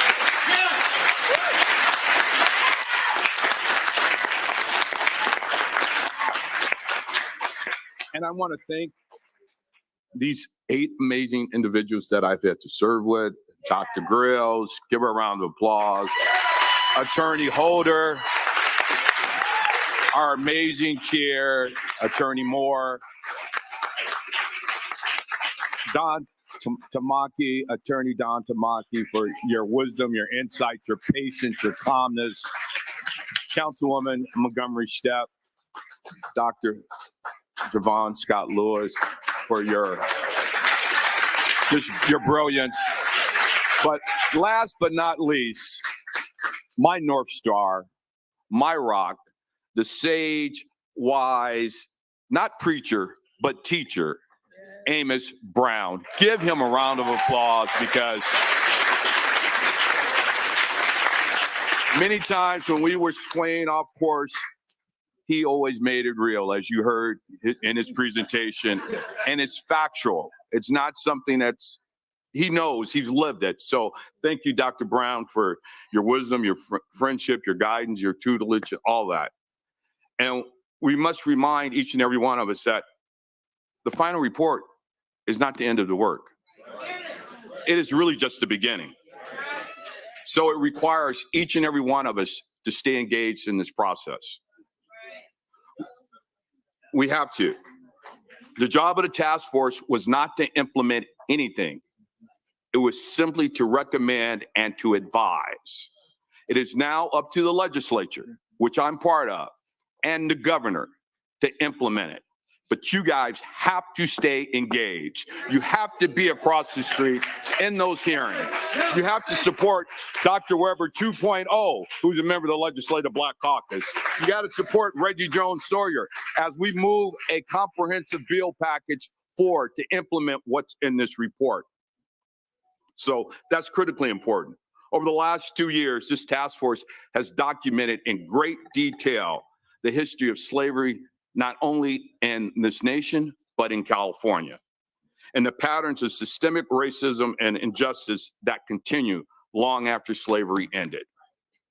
We've documented the racially motivated taking of Black land, as we've heard from the three families here, of Bruce's Beach here in Southern California, which I was honored to legislate and pass legislation to return that property. But we know about Tulsa, Oklahoma, and Inkwell, and so many other places all across this nation where land was stolen. The over-policing, the over-incarceration of African Americans, the denial of home ownership through practices like redlining, restrictive covenants, and now R1s, R2s, and R3s. People don't understand. In 1948, Thurgood Marshall and Lauren Miller, two Black attorneys, went to the Supreme Court and overturned restrictive covenants. 2 years later, cities started implementing R1s, R2s. That's an extension of racism, whether we want to believe it or not. So we need to know that history as well. And the harm still exists today because it's plenty of African Americans who have never owned homes in this state or in this country. When slavery ended in 1863, there was a promise made to those slaves of 40 acres and a mule. A promise of land that was never paid. People often say, why California? California was a free state, but in name only, not in practice, not in practice, not in deeds. As Reverend Brown stated, the first governor of the state owned slaves and was proud of it. If you were brought here as a slave, you were treated as a slave. If you gave birth here as a slave, that child was born a slave. If you were a runaway, we had a fugitive slave law that returned you back to the state and the plantation that you escaped from. People will say, I didn't own slaves, so why should I have to pay? And I often say, if you can inherit generational wealth, you can inherit generational debt. And this is a debt that is owed. And most generational wealth in this country has been derived through slavery or the access to free labor over the years. But Dr. Weber stated it far more eloquently and more plain for all of us to understand. And she said, you may not have planted the tree, but you surely enjoy the shade that it produces.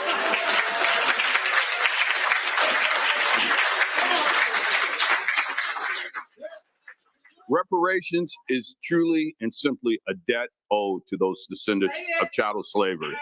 Reparations is not a gift. It's not a handout. It is not charity. It is what was promised, what was owed, and what is long overdue. I've had the privilege of serving across the street in the legislature for over 12 years, and I've lost count of the number of bills that we dealt with regarding wage theft. Well, slavery was 250 years of wage theft.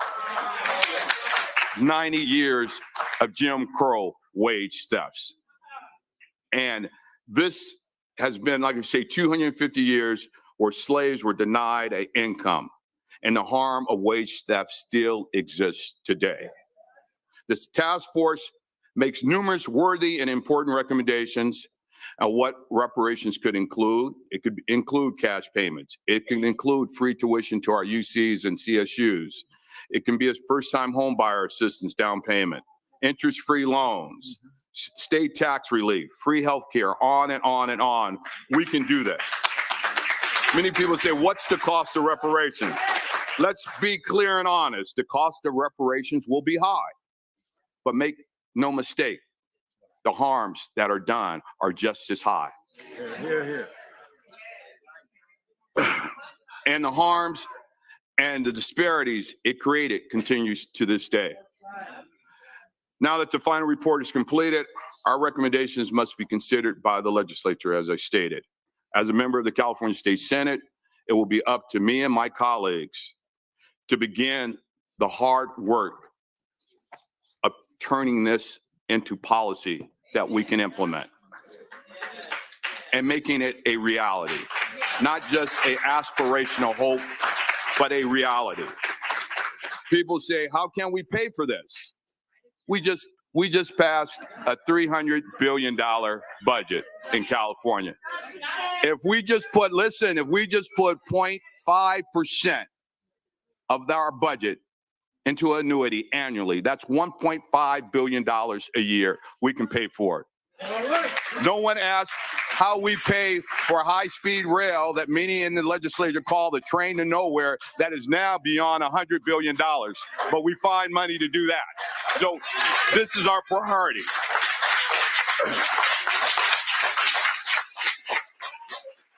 We often say our budget is a reflection of our values and our priorities.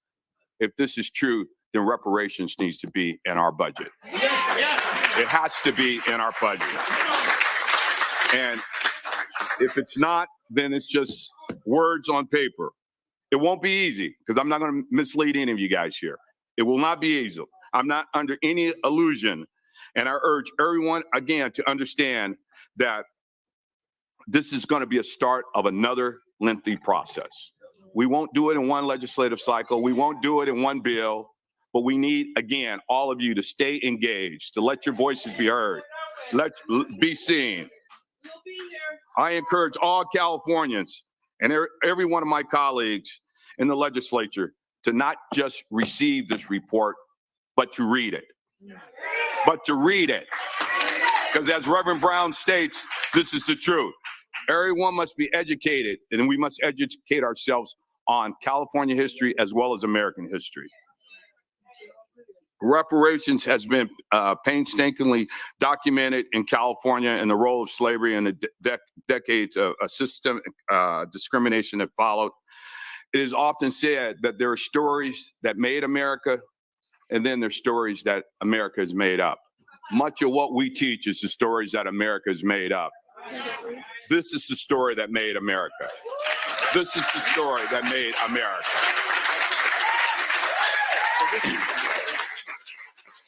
We must educate ourselves on the real history and not the whitewashed version that they want to teach and continue to teach. The task force report is documented with citations and footnotes. People can choose to ignore it. They can be uncomfortable with the history, but you cannot deny the truth. Now's the time to face it, folks, to own up to the debt that is owed, to right the historic wrongs here in California and across this nation, to restore and repair the damages that has been done. And we can do this. We can do this if we're committed to it.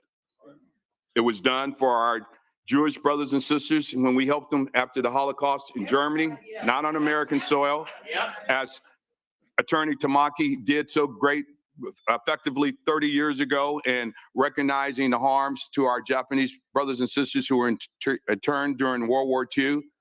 We made reparations to them. We made them whole. And now our Native American indigenous people, they're benefiting from reparations to what we call now gaming. Gaming. That is their reparation. And so when we do this, California will be an example for not only other states, but this nation as a whole of what can be done and what should be done. We can be that North Star to guide the rest of this nation. I'm ready to take on the next step. I'm ready to start that debate. I'm ready to fight the good fight, as John Lewis stated, to pay the debt that is owed and to repair the damages that have been done to the state and to this nation and to the people of chattel slavery. Thank you, Madam Chair.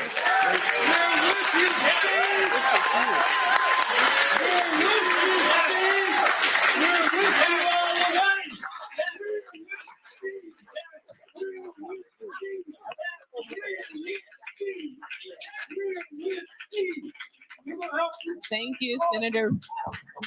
Thank you, Senator Bradford, for those powerful reflections. I'll now turn to Attorney Tamaki for his reflection. I'd like to defer to my other task force members. So Professor Lewis or Professor Grills or Lisa, no, seriously. No, Don, we reject like to that. do Please, Don. Yeah, come on, Don. Go ahead. Well, I have the misfortune of following the orators on this task force. And we've not heard from Professor Grills or Lisa Holder or Professor Lewis, but these are hard acts to follow. So, you know, that's my situation. And let's face it, I stick out like a sore thumb in the group task force. We love you. We love you.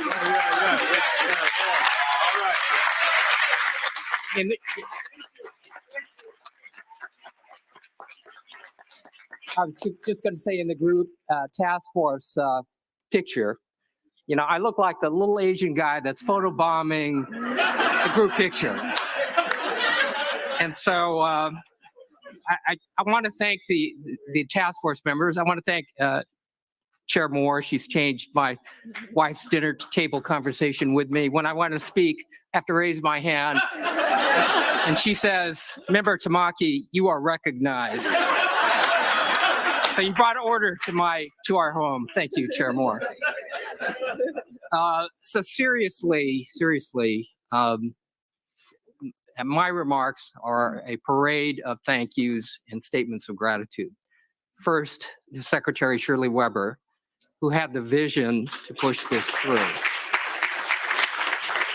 And in as much as it's never been done before in the entire history of the country to this degree, in as much as federal legislation has stalled for almost 40 years, where Congress has not shown the will to even study reparations, let alone do anything about it. This work is groundbreaking. And so I'm grateful. I want to thank the advocacy organizations here and elsewhere that are both determined, competent, and racially diverse in terms of allies.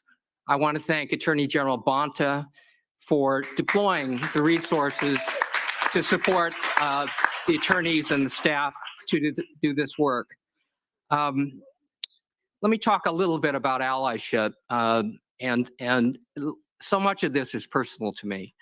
You know, my parents, by order of the military, were among those groups of Bay Area, 8,000 of them actually, that were forced out of their homes at gunpoint and sent into Tanforan racetrack. It's a racetrack in San Bruno. It's now a shopping center, but then it was surrounded by barbed wire and machine gun towers.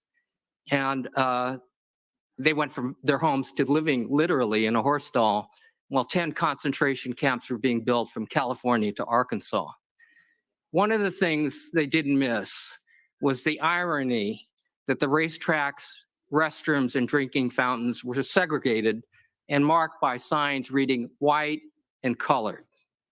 And why is that significant? To them, it meant that what started out as anti-Black hatred and bias and Jim Crow entering the state from its very beginnings simply found a new target, at least for this period of time.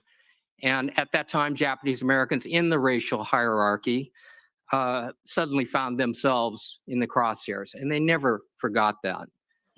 We also don't forget the fact that African American people opened the door and everybody else walked through it. And so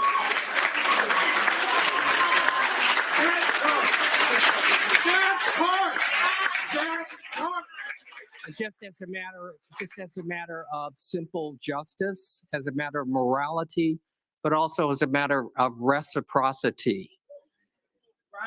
organizations, groups, individuals, populations, we need to get into this fight. And it must be led by African-American leadership. And I'm privileged to be on this task force with such competent, formidable, excellent, leadership. And I look forward to continuing that fight. But all of us, the rest of us have to get involved in this to support this, realizing that fundamentally this is an American issue. It's about an original sin that was never addressed. And so it goes to the core of who we think we are as Americans. Professor Grills mentioned it this morning during the press conference. It goes to the meaning of democracy that we're being challenged with at this very moment. And so it goes to the changing culture that produced the systems that in turn produce the outcomes that we're seeing today. As a reflection of that endorsement, let me give you an example. About 7 months ago, the Japanese American Bar Association in Los Angeles and the John M. Langston Bar Association in Los Angeles connected in a showing of allyship to start an endorsement campaign, endorsing the concept of reparations, that it is time for the legislature to seriously consider it and to implement it. And it was started with maybe 20 or 30 organizations. Today, I can tell you that is 306 organizations. And it's also spread into the mainstream. You'd expect the civil rights groups, the social services groups, big and small, to be there, and they are. But the faith community has signed up for this. The California Wellness Foundation, the Weingart Foundation, these are $2 billion philanthropies that are saying it's time. The Bar Associations of Los Angeles, one of the biggest bars in the country, San Francisco, Alameda, Sacramento has joined this effort. We have 306 now. I'm sure that'll be double in the next few months, and shortly we hope to grow that into the thousands. Critics might be dismissive of an endorsement campaign, but bear in mind, this hasn't happened before. This is the first time where this conversation is really entering the mainstream in a way that people feel comfortable enough to endorse it. So I think we have the beginnings of the social movement of changing the needle of public opinion in order to give the legislature the political will to actually get this done. But as other speakers have mentioned, the fight really is now. The real work has to begin. I want to next, we've been thanked a lot. I appreciate it personally, but I want to also lift up those, individuals within the Department of Justice that produced this work. And we reviewed it, we helped to edit it, but the amount of research and the amount of writing that went into this is breathtaking. And the quality of this work, of this quality, only gets done when people believe in the mission. And if folks were just kind of doing it as part of their job and going through the motions, it would be reflected in the work. But when people believe in the mission, their heart and soul, they commit to it. It's the reason why they joined the Department of Justice Civil Rights Division. It is reflected in the work, and I can't tell you how many times on the weekends, weeknights at 1 a.m., 2 a.m., I'm getting emails about edits and things that are being suggested, research that has to be done, and filling all the holes. So I'm going to tag team with Professor Grills on this to show some appreciation and some love to the people that really produced this work that we now stand on. And let me say this, it's going to resonate nationally, and the ye shall know the truth, and the truth shall set you free. Following the footsteps of Pastor Brown here, I think, as Lisa Holder said, this is the book of truth, and every social movement requires the scholarly and intellectual underpinnings, and this is it. And I thought I knew something about American history, felt I was pretty well read. And after working on the report, the interim report, I realized my understanding is not even close. I did not understand the decade after decade after decade, one thing after another, as the bias and the hate morphed from one version to another. And what this report has done is connect the dots. And as Zion Yang has said, who supervised the writing team, I mean, if you went to hundreds of different sources, you could find this material, but there's value in it all being assembled and synthesized in one place. And then the dots are connected to show how our past has created today's outcomes. And so, we thank you for that. And I want to just lift up some names here. Michael Newman has done a masterful job guiding this process. So we appreciate that. Damon Brown, outstanding. Thank you so much. I want to call out Sarah Belton.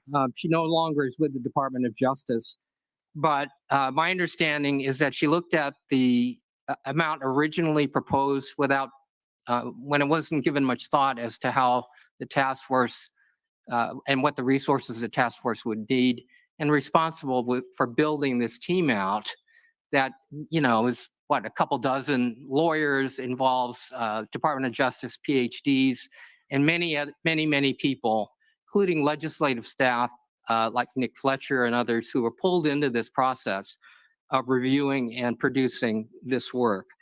And the other thing I think is she deserves credit for structuring, having the vision to structure the sequencing of each chapter, which begins with enslavement, goes into racial terror, then goes into political disenfranchisement, and you could see the historical trend line, and then into housing, segregation in education and in healthcare and everything else. And that took, that kind of vision we're now reaping the benefits of. Ziyan Yang is here. She supervised the writing team on the interim report. And can you imagine the difficulty of taking everybody's writing and synthesizing it into a coherent, non-redundant piece of work, and making it seamless, like it's written by one person as opposed to, dozens. So that is an enormous amount of work. And let me call out the other names here too. Christine Chuang, Robin Goldfaden, Tony Sefarius, Francisco Balderrama, Dr. Tiffany Jans Desarmeaux, Jesse Busbaum, Kelly Burns, Lisa Ehrlich, Danielle Elliott, Laura Fair, Vince Gazawi, Jennifer Gibson, Newton Knowles. You could see how many people worked on this. Tanya Koshi, Edward Nugent, Shri Panchalam, Dong Shin, Dalen Thrift Viveris, Delbert Chen, Mina Visvanathan. And here, I want to lift up the team that really made these hearings possible, and all the communications and fielding of the comments for the public, and there's tons of work that happened in the background. So Katarina New, Noel Garcia, Alicia Turner, Shanice Flowers, Trini Hurtado, Oscar Estrella, Aisha Martin Walton, and Dorothea Johnson. So I'm going to turn it over to Cheryl because I know she wants to say some comments on this thing. Thank you, Don. You actually said much of what I was going to say. But specific to the DOJ and recognizing how instrumental, how central, how essential they were to the work of this task force, I'm reminded of the song, "We Who Believe in Freedom Cannot Rest." DOJ did not rest. For the last 2 years, they have worked tirelessly. And as Dawn said, it was because it wasn't just a job. They had skin in the game. And like a young man said in a meeting that I led yesterday, he said, people like our rhythm, they want no parts of our blues. DOJ rolled up its sleeves and said, we're in it and we're going to walk through the blues with you. And so I think that because of what they did, their commitment, their excellence, that they deserve a standing ovation.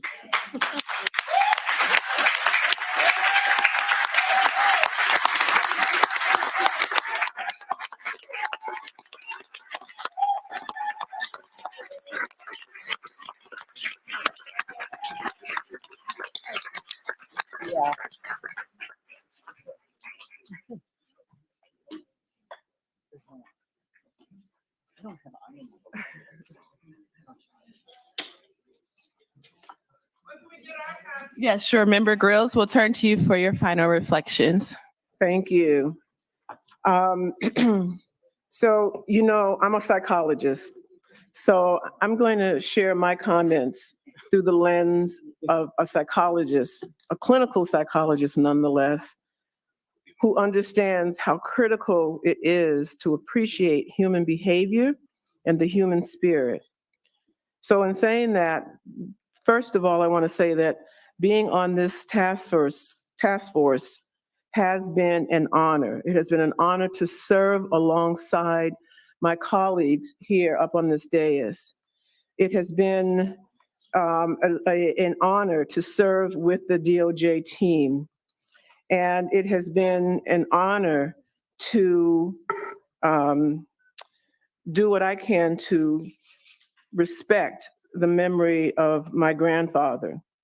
My granddaddy, I called him granddaddy, he was a sharecropper who worked his way out of that condition to create his own businesses in Manning, South Carolina, and to put his 3 daughters of his 6 children all through college.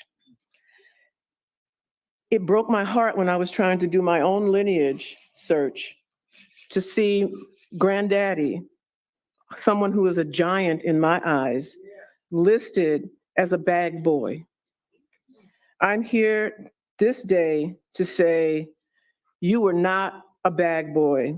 You will not be disrespected that way. Granddaddy, you were a proud, industrious, principled Black man, father, grandfather, and stoic, who in the middle of the night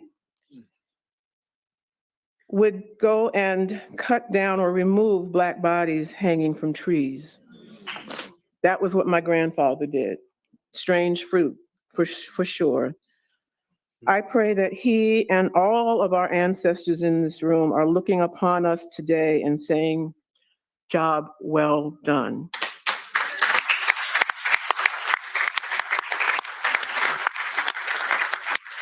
So this has been, for me, the work on this task force, it's been a labor of love marked by the highest of highs, those highs including witnessing the brilliance of our experts, our scholars, our lawyers, who have come and given testimony that contributed to this encyclopedia of truth.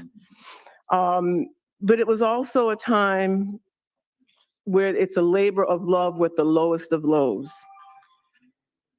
And some of those lows were actually witnessing the pain, the anguish, the unresolved trauma experienced by our people. As Dr. Brian Smedley said, he said the most enduring effect of the thing called slave was to dehumanize more than 30% of the human population while holding harmless the perpetrators of this crime against humanity. And I saw the consequences of not holding the perpetrators accountable. And so when I look at the lowest of lows, I'm reminded of something that truly broke my heart when I was sitting on a panel at Harvard University with talking on the topic of reparations to Harvard's School of Public Policy. And she described a young brother, a gang member in Boston, who had tattooed on his arm, "Born to be hated, dying to be loved." We should be alarmed and heartbroken that a child has tattooed that on his arm. That is not acceptable, and the entire country should mobilize into making sure that no child has to go through life carrying that burden. I ask myself, where is America's sense of humanity? This is no minor question. As a society, we should be concerned with the extent to which we have lost compassion, empathy, and a sense of respect for other human beings. We have to understand that at the end of the day, for those of us of African ancestry, no matter what the legislature does, no matter what the federal government does or the president, at the end of the day, no matter what happens, our final report sets the record straight. And no matter the outcome, as Sembeni says, if the rest of the world does not see us, we see ourselves. We know the truth, and we will not be blinded. As human beings, Black folk have a need for belonging, for agency, and respect. To have this denied us since our forced arrival into this country is not a minor thing psychologically. We bleed, we hurt, we will die if you don't give us air and water. We are human beings, and we have to understand the anguish, the multi-generational prolonged suffering this country has meted upon us. We have to remember the anguish contained in Doc Rivers' comment in 2020 when he said, "We keep loving this country and this country doesn't love us back." As human beings, that hurts. And we have to recognize that that hurt needs to be resolved. It needs to be addressed. And so what I want to conclude with is America. So you know that movie that say, "I know what you did last night"? We can now say, America, we know what you did, and we know what you continue to do. We see you. The question is, America, do you see yourself? So to California and America, I conclude with the following words that I beg you to reflect on. Media, I beg you, go deeper. Go deeper, right? So those words are,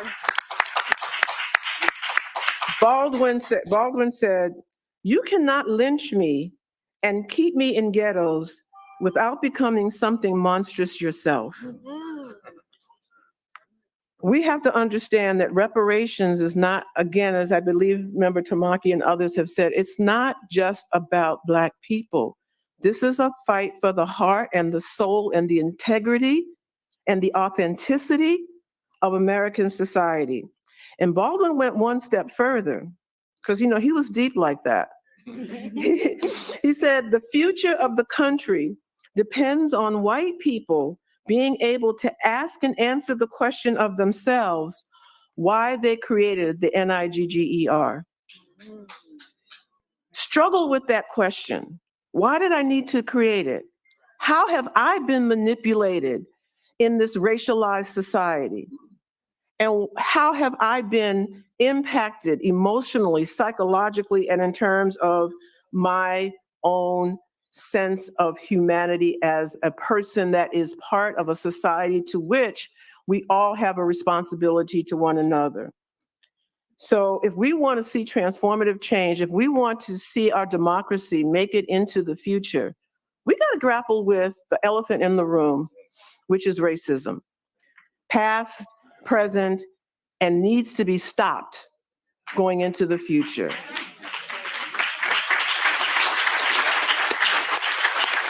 And so To all of you who have come today and have been coming over the last 2 years, I say the real work begins now.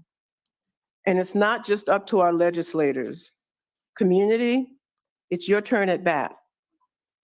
And we need you at bat to monitor, to inform, and to impress upon our legislature, our neighbors, our larger community, our folks at work, that the work of retribution, the work of reparations is the work of American society, and any diminishment of recommendations for repair will not be accepted. Period, full stop. Thank you.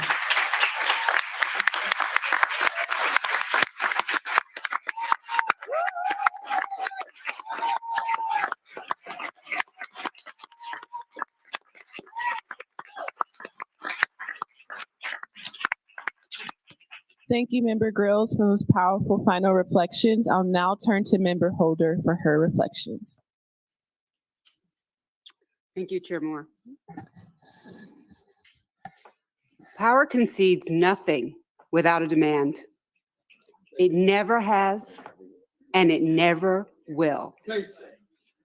So said the great Frederick Douglass.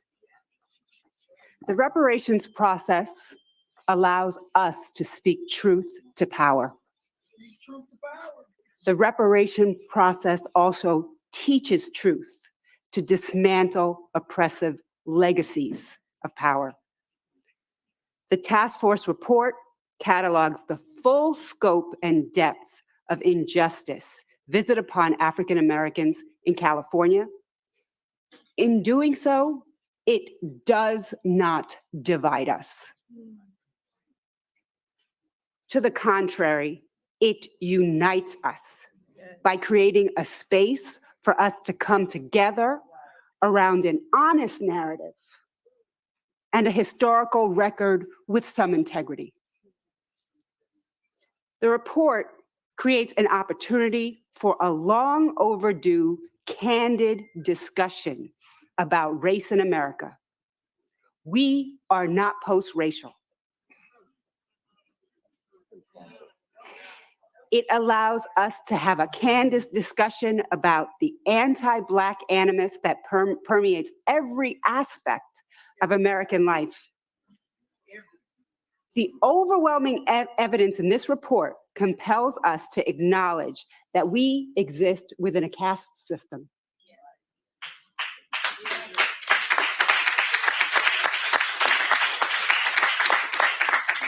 And it's a caste system that perpetuates badges of slavery with devastating effects on contemporary Black communities.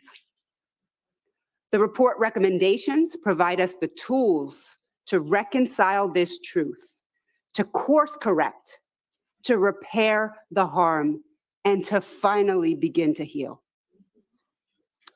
As you read this report and grapple with the horrifying statistics that establish that ongoing systemic anti-Black oppression is real, you may at times feel a sense of despair. Indeed, the report shines a spotlight on the darkest hours and most obscured chapters of our collective past and present. But as the saying goes, never are we nearest to the light than when darkness is deepest.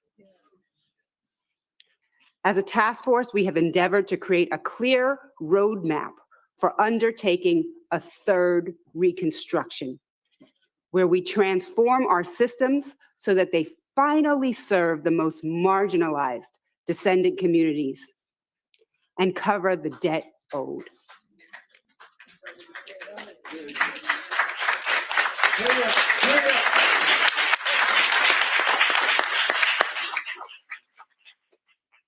And make no mistake, from the last two Reconstruction efforts in the 1870s and the 1970s, which were upended by right-wing reactionaries and racial terror, we learned that the fixes must be adaptive, iterative and farsighted to overcome the constant headwinds of systemic white supremacy.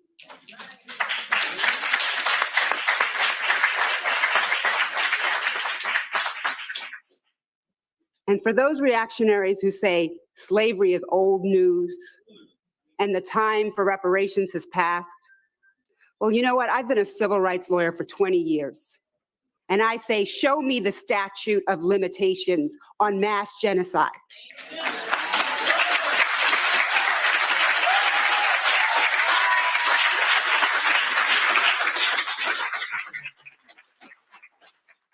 Show me the statute of limitations on the world's greatest crime against humanity.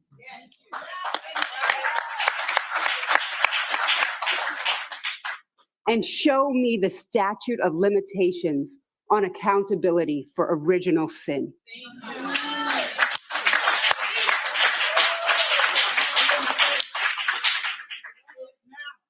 It has been my great honor to serve on this task force and to do the profound work to uplift this book of truth. 1,100 pages of pure, unvarnished truth. And this book of truth will be the catalyst to unite and reconcile our communities. It will not divide us.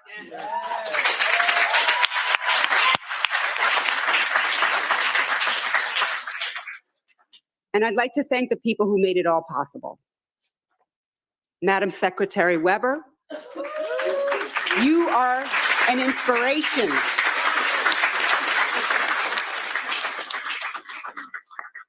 I thank the governor.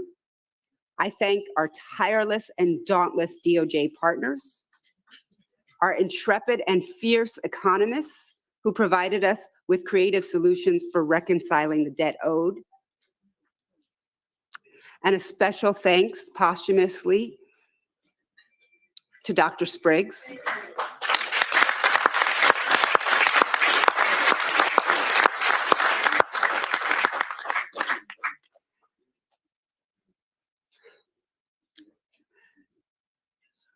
You know, I want to thank the 100+ scholars who came in here and to testify, the experts, the Bunch Center researchers who illuminated the path of knowledge about the broad and continuing impact of slavery, segregation, and post-civil rights apartheid on our state apparatus. And finally, I thank the activists that pushed AB 3121 forward and stayed engaged throughout the past 2 years of hearings.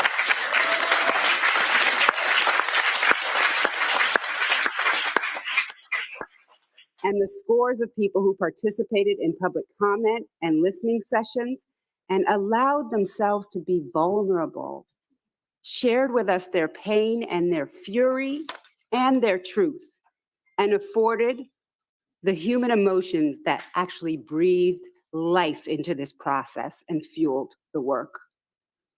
And speaking of work, we have only just begun the work. From here on out, it's going to take tremendous effort from all of our communities across race lines.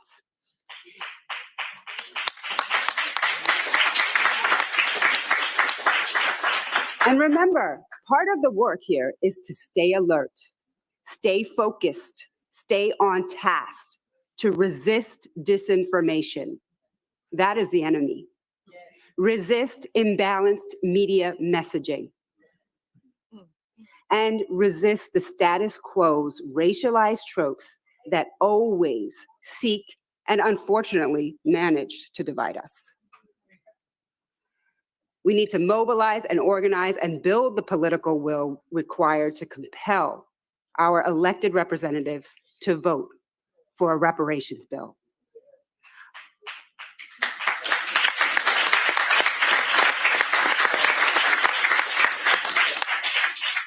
I'll close by quoting the great songwriter and truth-telling bard, Bob Marley.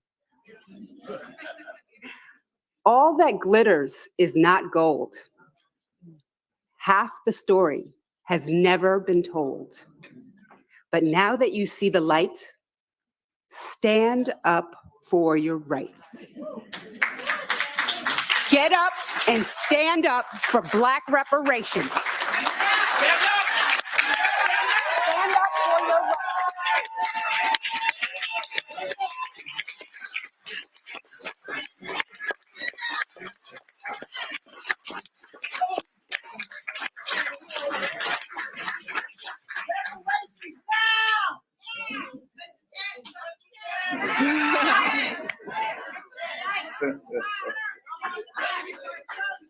Thank you, Member Holder, for those amazing, powerful, and astounding final reflections.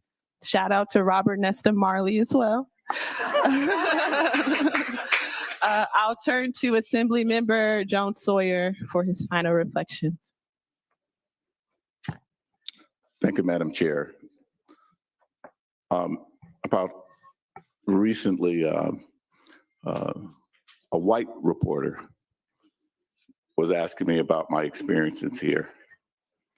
And they went on and on and on about you and how you came to each of these meetings. And the way she described it, she said, how can you take them yelling at you every day? I said, I don't think you really understand what was really going on.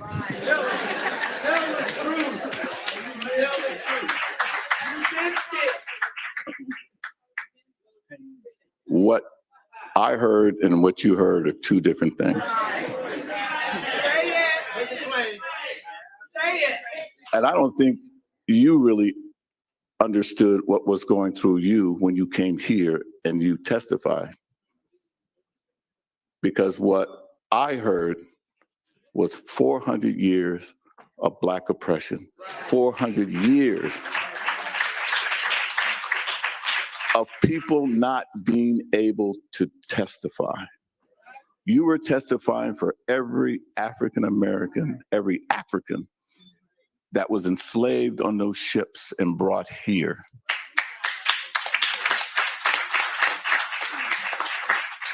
Every time one of you came to the mic and you almost had tears in your eyes, some of you had tears in your eyes, that was from the slaves that were on those plantations that had whelps on their back, that were treated like animals, 3/4 a human being, that were treated as subhuman.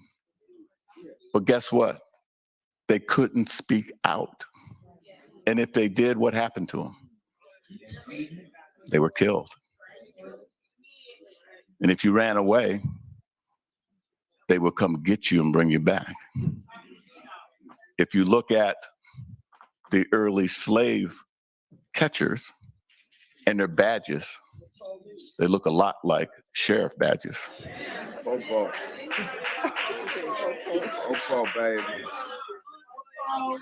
If you look at the system the way it is done to keep us down and to make sure we never can get back up again. Yep. But we've gone beyond that. Think about how resilient we are. Look at yourselves here. You spoke for your ancestors, and you should give each one of you a round of applause.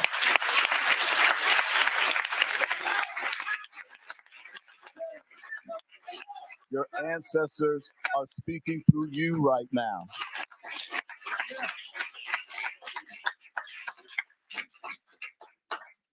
My grandfather came to California because my uncle dared to integrate an all-white school. And after he was out, the Klan decided they were going to lynch him. What they didn't know is his Black Masonic brothers overheard that, because they were obviously maids. They were working as butlers, chauffeurs in those homes. They then put a wig on him, put a dress on him, and brought him here to California on Wilton Place because they wanted to save him for what he did. Being able to stand up Think about it, to be able to stand up in Little Rock, Arkansas in 1957, where every white person wanted to kill you because your son was trying to get an education, trying to go to high school. I didn't say college, because that's what they're trying to stop us from going today. De facto segregation is happening right now in the Supreme Court. And so my reflection is, not only am I honored to be here, I genuinely believe in a lot of ways, God has destined each of us to be here.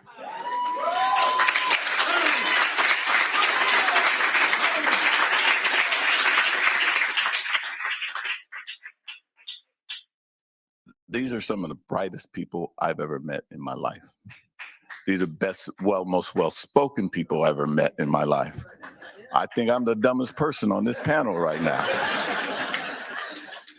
I'm humbled every time we get together and we discuss this document. I had no idea we could put something like this together. Hopefully you all get, I'm gonna say electronic copy, because this bad boy costs a lot of money. But you all need to get a copy, whether it's electronic or whatever. You need to get a copy, but most important, we need to get everyone to read it. Because once you read it, from what I've learned on this committee, is once you read it and you still have a problem with affirmative action, you still have a problem with quotas, which quotas really was about showing where we are oppressed. That's why they had to get rid of quotas, because they didn't want to show their racism. Because sometimes the hood comes down and we want the hood to come up so we can see who you are. And they don't want to be, some of them don't want to be seen. So this is why it's so important for reparations. I don't know, as we move forward, Mr. Bradford and I have the honor of trying to shepherd this through. We're with you, Reggie. With the whole committee. But I also want to, and I'm not sure, I was out for a while, but my colleagues in the California Legislative Black Caucus are here. They are soldiers with us in that. I would love for them to stand up.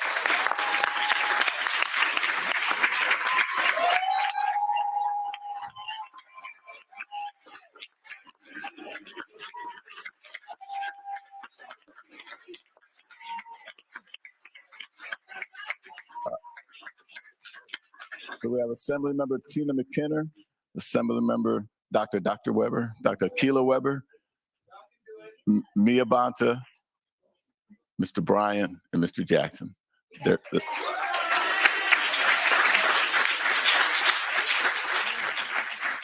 reason I wanted them to stand up, the reason I want you to see them, because as we go into battle, these are the people you want to be in the foxhole with.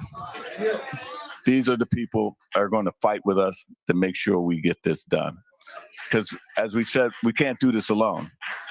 And we all are going to, there's 12 of us, but we all will need you to be here. That's why they're here today, to show that they have our backs and they have your back to make sure this gets done.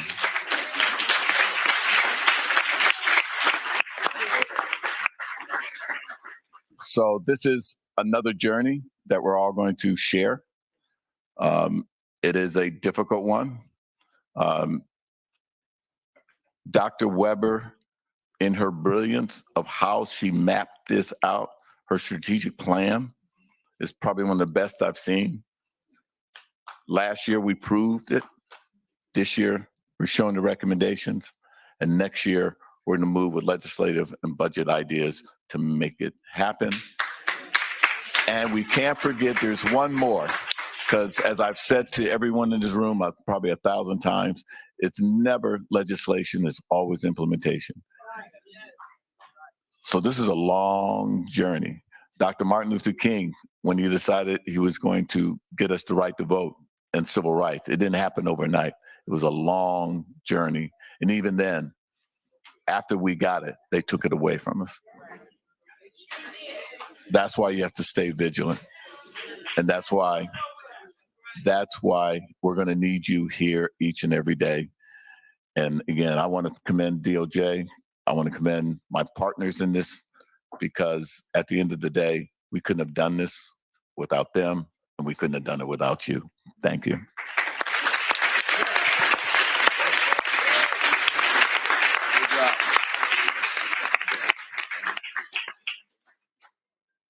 Thank you, Member Jones Sawyer, for those powerful final reflections. Last but not least, we'll turn to Member Scott Lewis for his final reflections. But first, I just want to make an announcement, breaking news. Our final report is live on our website for your to download. So go to oag.ca.gov/AB3121/report to see the final report. Now we'll turn to Member Scott Lewis for his final reflections. Thank you, Chair Moore. I really didn't want to go last, and I was like, no, Reggie, please get me. So I'm going to make a couple of very brief comments because there is work to do and I want us to get to it. First, I really am humbled to have been invited to take part in this process, and to meet and to know and to learn from every one of you has been truly the blessing of a lifetime. The community has been inspiring, has been remarkable, and you really truly are the blessings of your ancestors. I want to quickly say that I want to make a very dispassionate statement that quickly goes back to the Emancipation Proclamation. So in that document, which we all, I think, agree is important, we should, well, you know, in proclaiming the emancipation of enslaved people, enslaved African Americans in this country, Lincoln said two things: that the government should recognize and maintain the freedom of such persons, and that the government should do no acts to repress such persons in any efforts they may make for their actual freedom. I want to repeat that last part: that the government will do no acts or acts to repress such persons in any efforts they make for their actual freedom.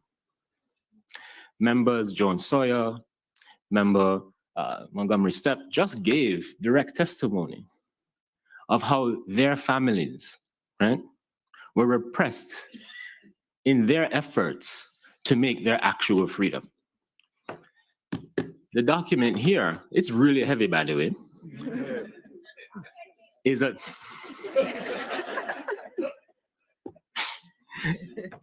I don't have boundaries. I want to, like, you know, I'm like, sure, but, you know, I kind of want to keep it too, you know?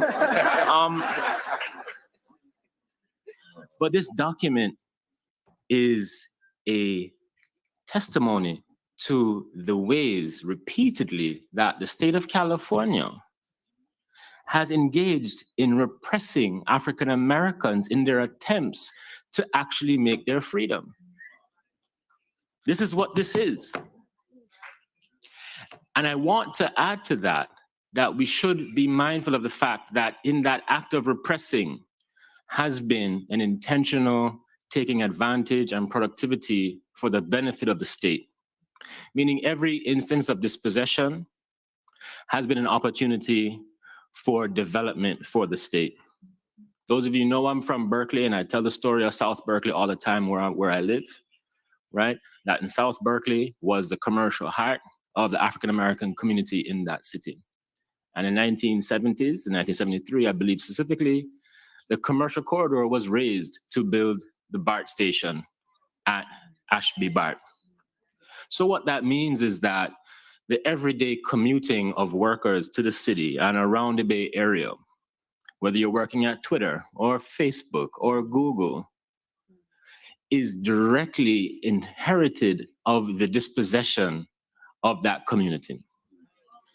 And so I want us to remember that this is the dualistic relationship that Black harm has had in this country. Meaning, it's one thing to say, yes, there's been anti-Blackness, it has been harmful to the Black community, but I want us to always keep at the front of our minds how productive that harm has been. It isn't just about Black loss, it is about state gain. And I'm not gonna call it white gain, state gain.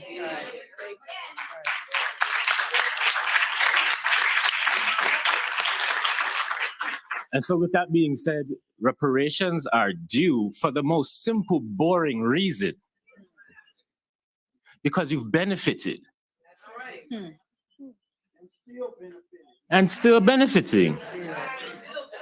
So from convict leasing to gentrification, you have policies after policy, and we must remember slavery was a policy that has continued to enact harms of dispossession for African Americans who again were incorporated into this country for free labor to give without being compensated. With emancipation, there has only come new ways to take without due compensation. Right. And the problem with that is that despite all of that, African Americans in this state and in this country have done and worked to fulfill the promise of Reconstruction, which is to gain tools, to gain property, and to just do the work of liberating themselves. And at every single turn, the state has engaged in policies and programs to interrupt that progress.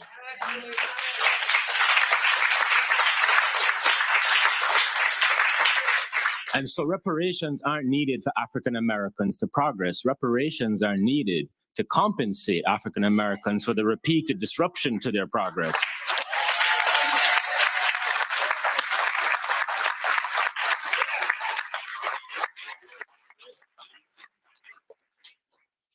And then I want to say one more thing, which is that if this is reparations, let's make no mistake that this cannot guarantee repair. Reparations are the compensation for the injuries of African Americans today and their ancestors. But repair is the work of self-determination. Repair is the work of taking what was promised in Reconstruction, which was tools, right, and labor, your own labor, and land, and to go about the work of deciding who you want to be. And so as much as we want to uplift and we need to uplift our ancestors, I want us to think about our generations to come.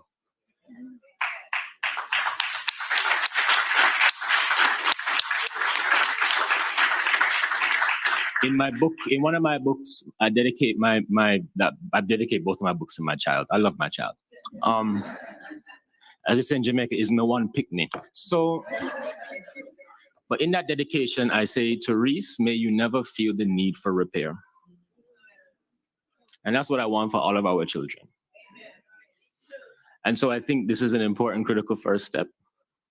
And I wanted to say, give thanks to everybody who has made this possible, who have invited me into your community to do this work, and for, you know, my beloved colleagues here who are now friends, you know what I mean? Like, for real, like, I don't know, like, add me to the WhatsApp if you can.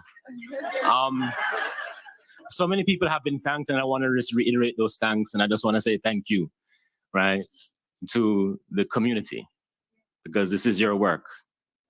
I've only been doing this in this way for the past 2 years, but this has been an ongoing labor for you in your more quieter spaces, oftentimes relegated spaces. And so I just want to say thank you for your ongoing labors, and I want to just give you as much of myself as I can give. Apparently not this thing. I'm going to keep mine. But beyond that, I will forever, you know, be here to work with you on this. Thank you.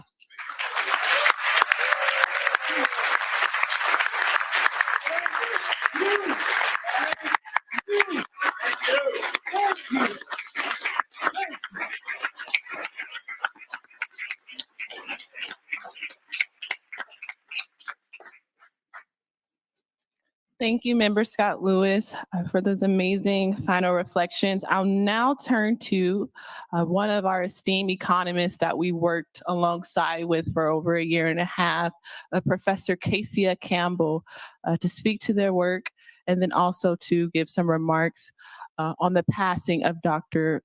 William Spriggs.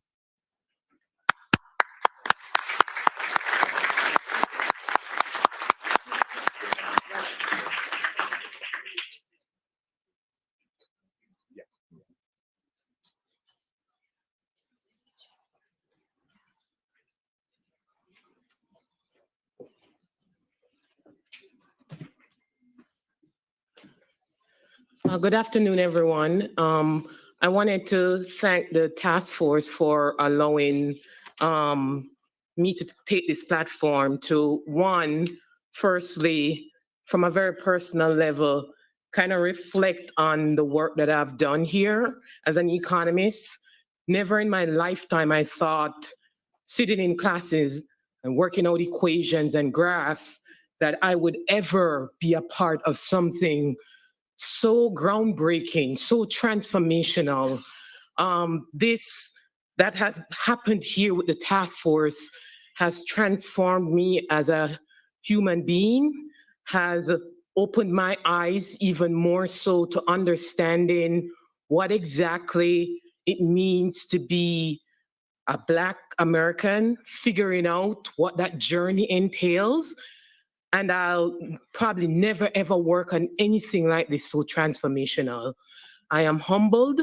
I really appreciate the acceptance from the community, from the body here. I came and listened to the stories and understood and felt pain. And as the expert group sat and figured out what exactly that meant in terms of using our skills for quantification, we kind of reflected on those particular stories. And what we see here as an output is a testament to what this community really has to say and what they have endured. Again, I'm humbled. The expert group that I worked with, Kirsten Mullen, William Sandy Darity, Thomas Kramer, and Bill Spriggs.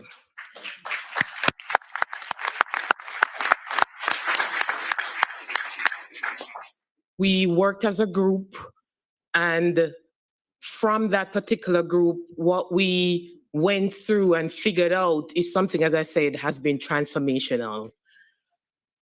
From that reflection, I wanted to say a few words about Bill Spriggs, who passed away and was a part of the expert group. It is with a heavy heart and profound sadness that we are here remembering and reflecting on the work of Bill Spriggs, a brilliant economist and esteemed member of the econ community and was a part of the expert group that worked with this task force. Dr. Spriggs departed from this world, leaving behind a legacy of intellectual prowess and a deep commitment to advancing economic knowledge. Dr. Spriggs' career spanned decades, during which he played an instrumental role in shaping economic theory and policy.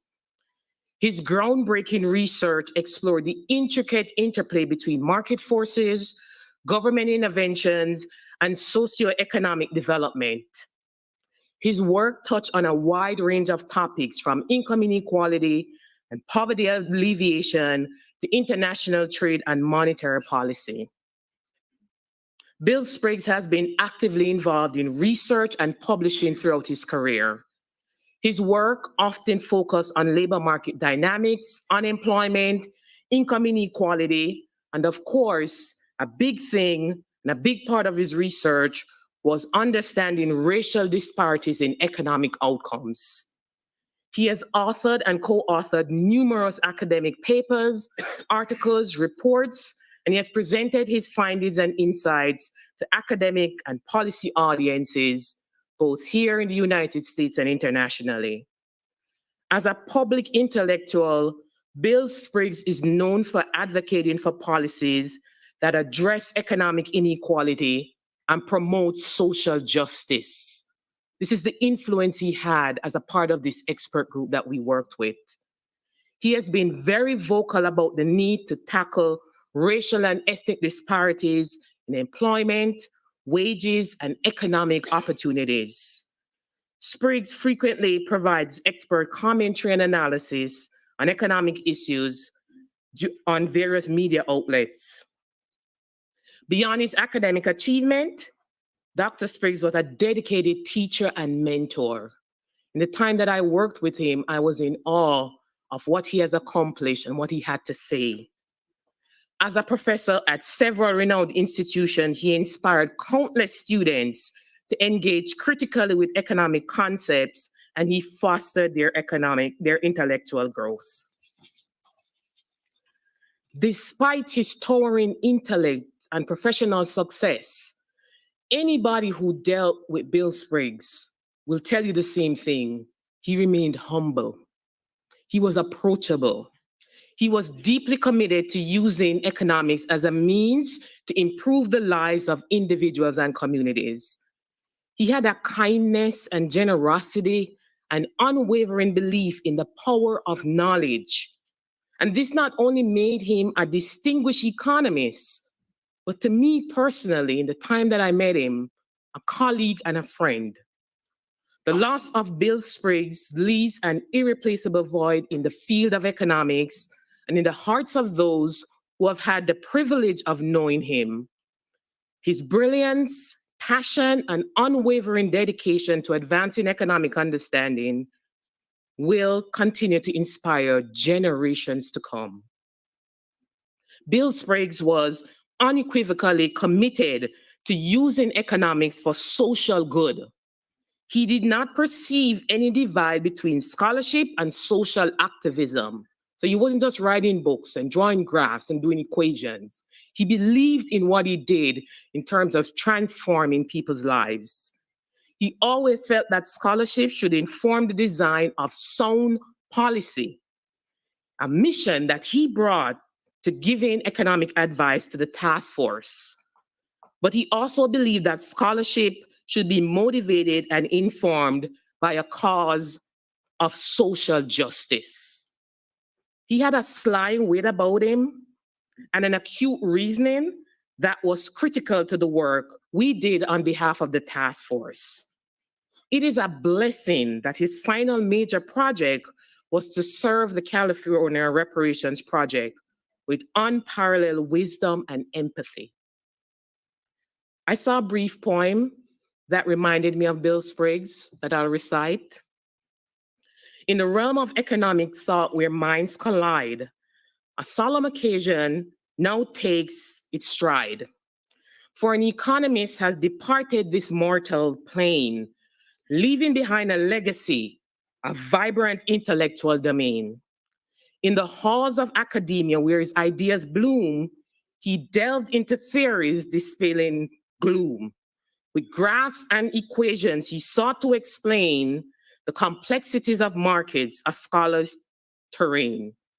As he challenged conventions and dared to roam, his insights shaped policy, leaving behind an undeniable trace. With each publication, he shared his insight, a beacon of knowledge, a guiding light. From journals renowned to intellectual halls grand, he imparted wisdom with a steady hand. But now, a void remains in his stead. As the news of his passing is solemnly spread, his voice may be silenced, his pen may be still, but yet his ideas persist, a testament to his skill. For in his pursuit of economic truth, he illuminated the paths of finance and youth. His research, his wisdom, forever engraved in the annals of history where scholars are saved. So let us remember this economist, Bill Spriggs, whose brilliance shone bright, ever so clear. As we mourn his loss, we should also honor his name and continue his work with passion aflame. In the realm of economic discourse, we stand carrying his torch, guided by his hand, for his contributions will forever endure. Bill Spriggs has a legacy that's cherished, strong, and pure. Rest in peace, Bill Spriggs. With reverence we say, your insights have shaped us, even right here today. Though you have departed, your wisdom remains, and in the hearts of minds where your legacy continues to sustain. Thank you.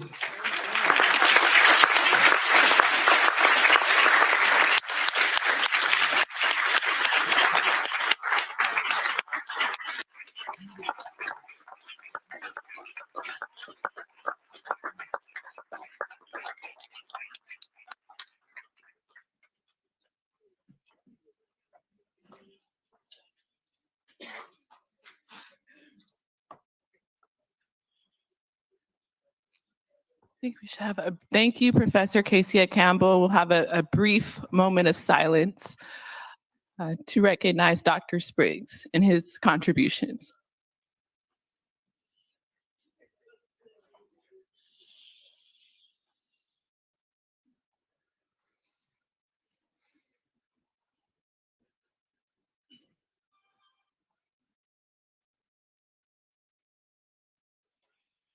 Thank you. So before we turn to Attorney General Bonta, who is present with us, I'll turn to Damon Brown, Attorney Brown from the DOJ for final reflections on behalf of the CREST team. Thank you, Chair Moore. I'm actually going to reverse that and ask Attorney General Bonta to come to the microphone first to present some remarks, and so that we may also present him with a copy of the report that his staff worked so diligently to achieve.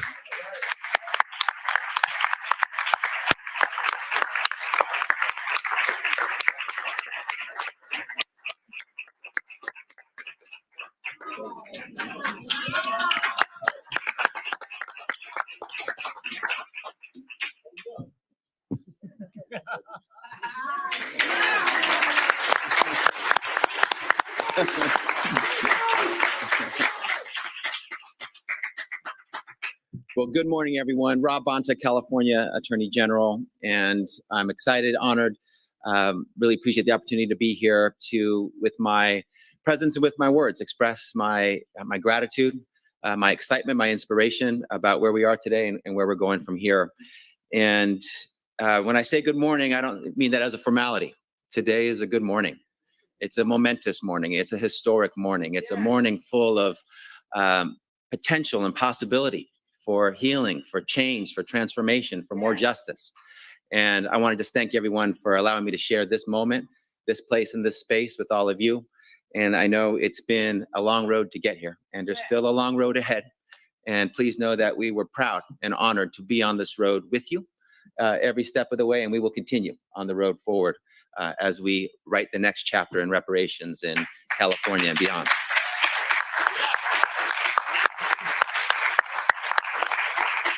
And let me say, none of this would have been possible without the inimitable and incredible Dr. Shirley Weber.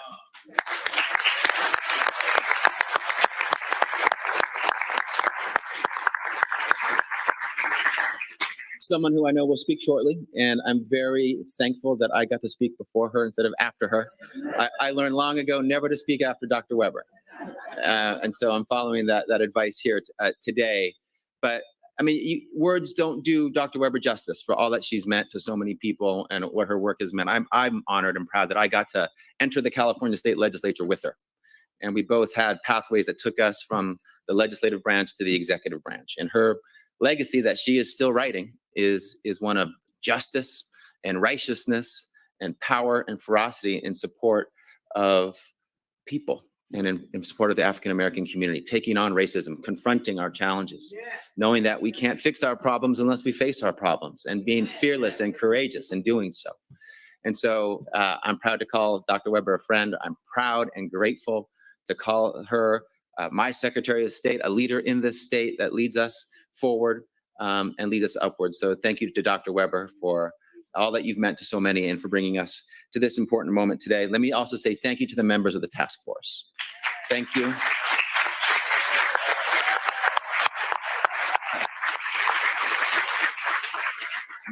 You have engaged in important work and hard work. You've had hard conversations with one another and with the public about where we go from here, and the conversations are full of pain. This is not just academic, it's personal. And it's important to all of us that you have engaged in the way that you have, brought us to this moment and provided us a pathway and a blueprint forward. So I know it wasn't always easy, it was always important. And so I want to say thank you for all that you've done to get us to this place. So thank you. I also would be remiss if I didn't thank my Department of Justice colleagues and team. Thank you for all that you've done, providing legal advice and administrative and technical assistance. Again, we were proud to play our part. Thank you. And let's give them a round of applause.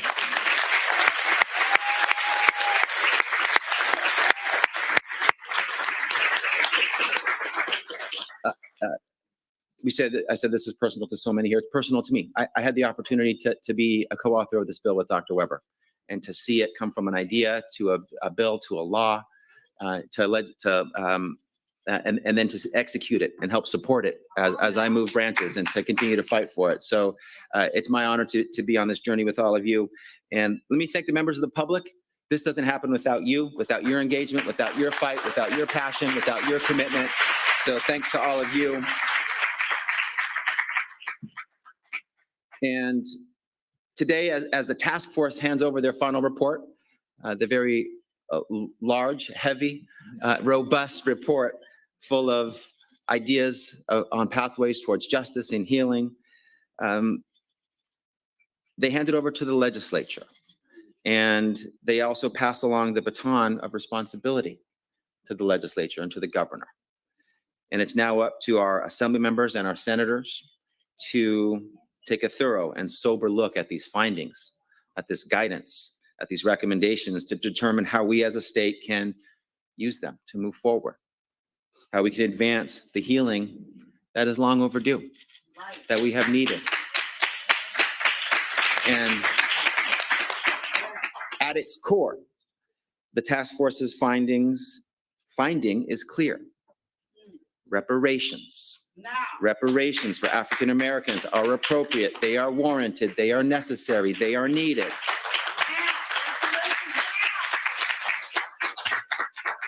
And so it's my hope that the legislature, as I know it will, takes these determinations seriously and carefully, considers how to lift the proposals before them from the page into reality, into action. It's time for California to begin remedying the debilitating economic, educational, and health hardships uniquely experienced by African Americans. Hardships we unequivocally know are the results of centuries of slavery and discrimination. Our nation's original sin, a stain on our history, then and now. Reparations are our way forward. And so, as the task force sunsets today, the story of reparations in California is far from over. One chapter ends, another one begins. The work continues. And so there's a great amount of work still to be done. The problems caused by the legacy of slavery and institutional racism are complex and multifaceted, as this incredible body of work that's been presented today shows. They must be met by solutions that are thoughtful, meaningful, and enduring. I'm confident the legislature has the ability to navigate the roadmap forward. I implore them to do so, and I offer myself and the Department of Justice as partners in this ongoing work. So let me thank again Dr. Weber, the task force, the DOJ staff, all the members of the public that are here. And let me end by saying this. Today is historic. America, it is more than a place. It's an ideal and an aspiration to be better, to be fairer, to be more just, to be stronger, to be more inclusive. And today we have moved closer to becoming a more perfect union and to being more fair and more just. And of course, I'm proud to say we are being led by California. California doing what we so often do, being first, being bold, being courageous, taking on the hardest challenges and presenting solutions. So I'm proud of the work of all of you, proud that you brought us closer here, not just in California, but in America, to justice and to a more perfect union. Thank you. Thank you, brother.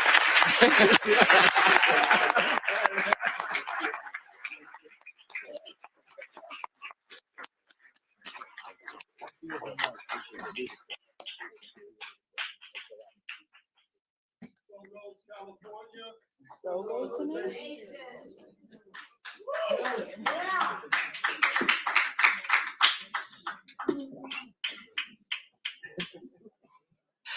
So So now we'll turn to Attorney Newman, then we will hear from Secretary Weber, then we will hear from our illustrious Black Caucus members, and then we'll also hear from Roger Elion, who is a member of the Illinois Reparations Task Force, which is the second state to California to have a state task force.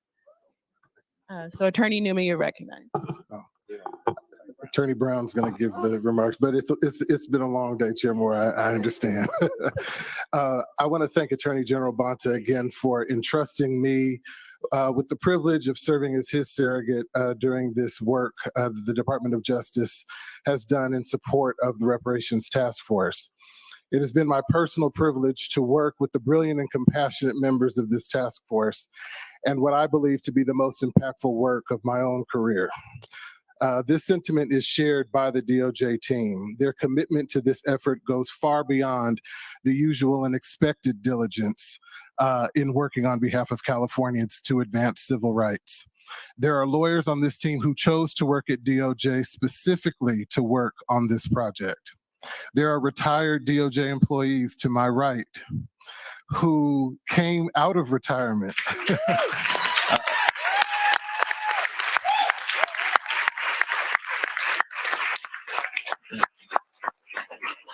namely our parliamentarian Doretha Johnson and Aisha Martin Walton, who left the comfort of retirement to come back and support the Reparations Task Force.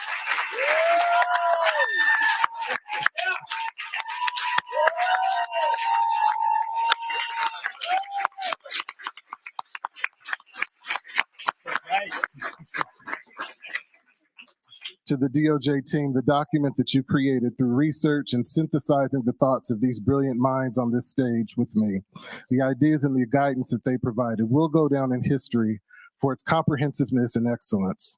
And for that, you should be extremely proud. It has been registered with the Library of Congress and will live on in posterity. I'd like to thank my colleagues on the executive team within the Department of Justice for providing the resources necessary to support the task force. Our Chief Deputy Attorney General Venus Johnson, our Public Rights Division Chief Danielle O'Bannon, Kat New from our Office of Care, Victoria Sawyer, Chief of Staff Viviana Becerra, and our Division of Operations Director Chief Chris Ryan.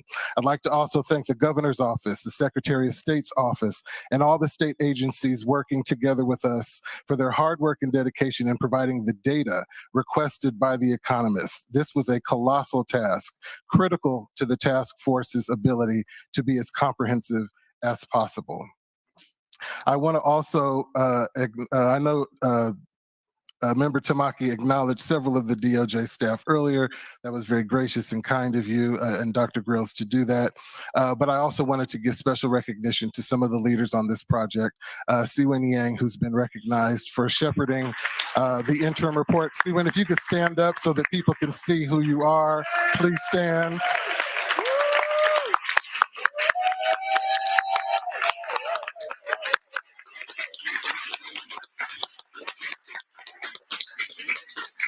And then on the second half of the report, Christine Schwang, who I don't believe is here, she had a baby recently. Up until the day she delivered, she was working on this project. But I'd also like Robin Goldfaden and Tony Safarian to please stand. They were the ones who got this over the finish line.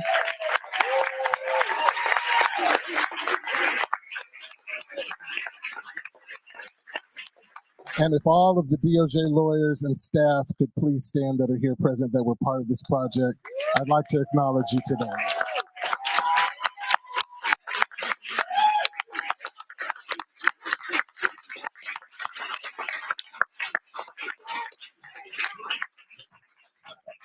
Last but not least, when you think about the GOAT of quarterbacks, most people will tell you that that's Tom Brady. But I would say that that's only because football fans have never met Michael Newman. Michael has not slept in 2 years. He was literally to the last minute line editing this thick report. I think he might have done it twice, wanting to make sure that this was the absolute best work product possible. And again, that goes to his level of personal commitment because you can't fake this. This is not something that you just do because it's an assigned task for your job. This is the work, and as I think Member Holder mentioned, a labor of love from everyone in the Department of Justice who had the honor to work on this. And so I want to especially thank Michael Newman for his leadership in getting this across the finish line.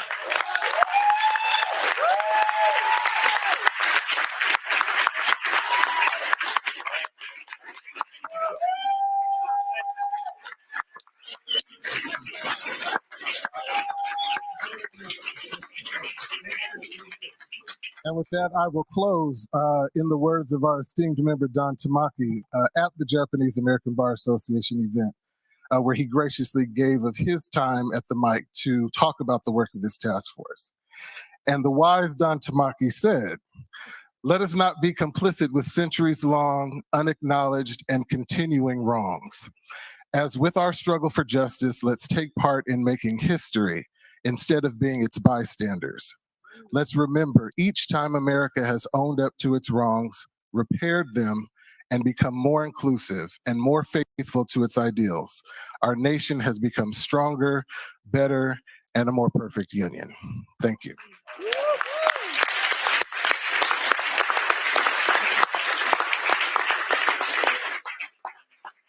Thank you, Attorney Brown, and to the California DOJ Crest team. Special shout out to Ms. Yang, my fellow Columbia Law School alum. Go Lions. So now I'll turn to Secretary Weber for her remarks.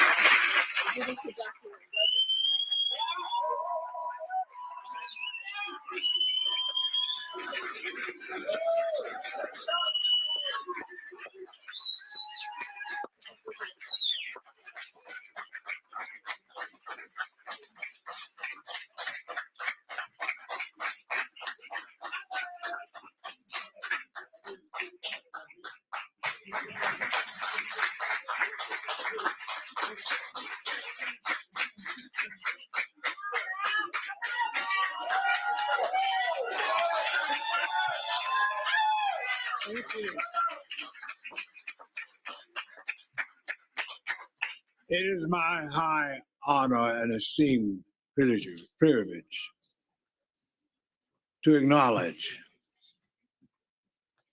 what this unusual, dynamic, loving, and courageous woman has done. I present to you, Dr. Weber, the fruits of your labor. Say it. And I acknowledge that it is significant that we are presenting this at a time when the largest Protestant denomination in America is on the wrong side of history, Say it. the Southern Baptist Convention,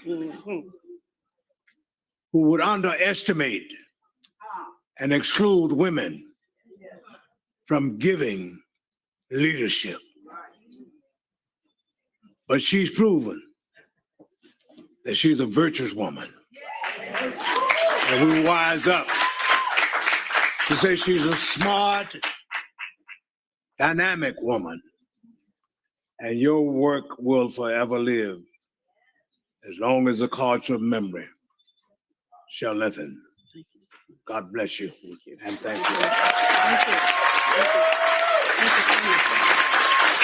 Thank you. Thank you. I don't know if I can lift it.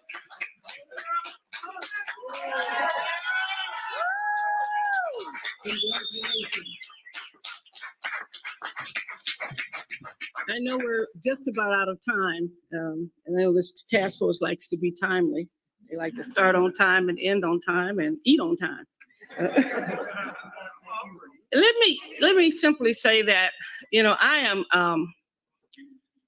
am humbled and honored by the things that have taken place in the last 3 years. It was 3 years ago that we got this bill passed. And as I look at the new faces on the front row, all those young folks were not here 3 years ago when the caucus was fighting to get this passed. And yet each one of them has taken, since they've been here, an interest and a commitment to making sure that the work of the task force will move forward. And I want to thank them for being here for the day for that, because oftentimes we don't see a lot of transition that occurs, and yet we see it today. I'm very proud of this task force. I'm really proud of the young folks on the task force. And I say young folks because I'm old. I don't mind being old because there's only one cure for being old, and I'm not ready for that. But let me just simply say that it's as a professor for 50 years, it is heartwarming to see the transition of knowledge and experience and commitment at the same time. You know, we have always had knowledge, but we've not always had it mixed with commitment.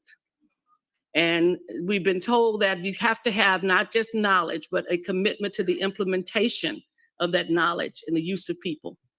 And so it's great to see folks who still have more years to go to fight this battle and to continue the struggle. You know, people often say, you are a very courageous person. And I have to remind them that I'm not really courageous. My daddy was courageous. And when he stood up for himself. Because if he had been taken out, he would not even been listed in the history books, nor have been in concern, nor would there have been a case against anyone for destroying his life.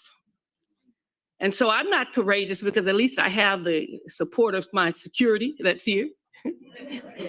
I have the support of knowing that if anything happened, you folks would be there. And so I'm not that courageous in that sense. But I think most of us realize that there are prices to be paid when you stand up. It may not be your life. It may be people challenging you when you become reelected to something, or challenging you for a commission, a job, or whatever it may be. And so it requires courage.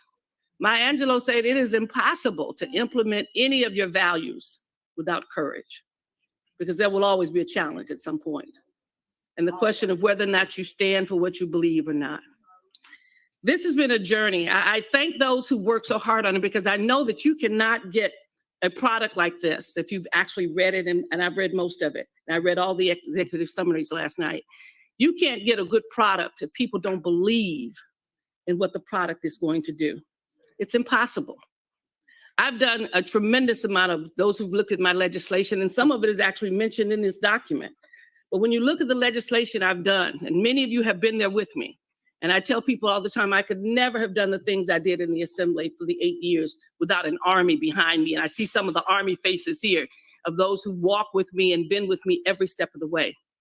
So it requires courage. It requires that passion. And you can't get it done. People would say to me, how did you get 392 and this bill and that bill and RIPA done and all those things that they find and now being implemented?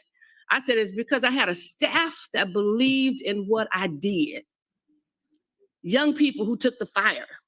Some of them still here. Rory was here today, who took the fire, who was always present, always at every meeting, and standing up and defending you and me. So that I know that this is the product of those who believed. And every time I talk to those on the legal staff and others, and I'm really not a big fan of lawyers. I was married to a lawyer for 29 years, and I know they can double talk a lot. They say things 3 times the same way, you know, with a different period of comma. But nonetheless, we had these lawyers who believed in this project, regardless of their ethnicity. They all believed in what they were doing. And that produces an amazing product that really gives anyone who has a question about reparations, it gives them an answer. It gives them references. It gives them data. And so those of you who are excited about this big book, I hope you not only get one, but that you read it, Black people. That you read it, even if it takes you a year, that you do a chapter a night or something, that you look at the information, that you look at the references, because there's tremendous wealth in this document. And we have to read it, because then we can internalize it. And when people come to us with negative comments, you will have an answer, because it's right here in this book. Don't depend on these folks to tell you what to say. You learn it for yourself and you defend it and you say it and you take it everywhere you go. This is a journey. This is a battle. This is not something simple. I can tell you that. There will be constant attacks. There will be those who look for the weak point in the document to point it out.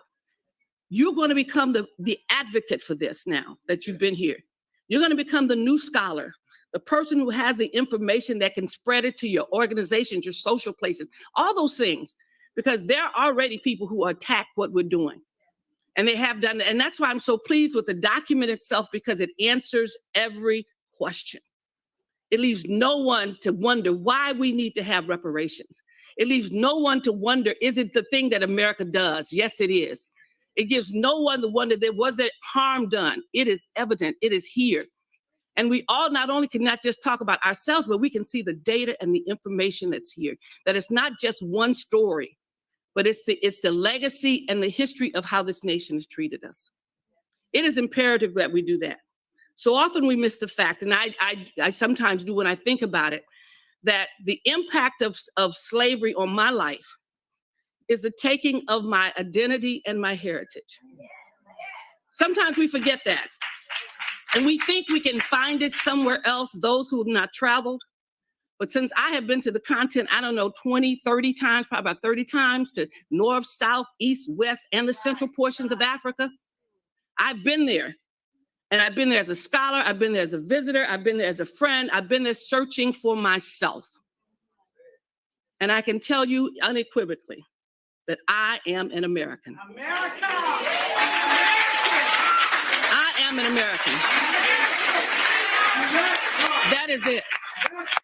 I'm an American with African traditions and heritage and so forth and so on. But this is my country. This is it. And there's no point, and like I said, I have tried to figure out if I could fit in. And I do when I go, and I enjoy it, and I love it, and I embrace it. But the reality is, I am an American. This is it. And we have to make this respond to our needs. Nobody can tell you to go back somewhere else, because there's nowhere else to go. No matter how we do Ancestry.com, no matter how I can talk about the various places that I've been, that I know where my heritage comes from, the reality is, stripped from me from day one and my ancestors, was that past. And you can learn the language, you can make the food, you can wear the clothes, but in the end, this country has shaped and formed us. And we have given to it. And we have a right to be here. We have a right to have the benefits. And we have the rights of those to acknowledge the harm that's done and begin the process of change. So I thank all of you for the work that you've done. All of you who produced this amazing document. I want to thank everybody who's here. I thank my family, my kids who sometimes went through the journey with me on many, many revolutions and things. I thank my daughter who's now sitting in my seat in the assembly to continue the tradition of legacy. I worried when I came to Secretary of State's office that I would wonder, everybody worried, what's going to happen to the AB 79? What's going to happen to your seat? And I didn't know, and I was concerned. And then little did I know, sitting in my house was the answer. But I'm very proud of her and her colleagues that are here today, that are still taking on the challenge that's there.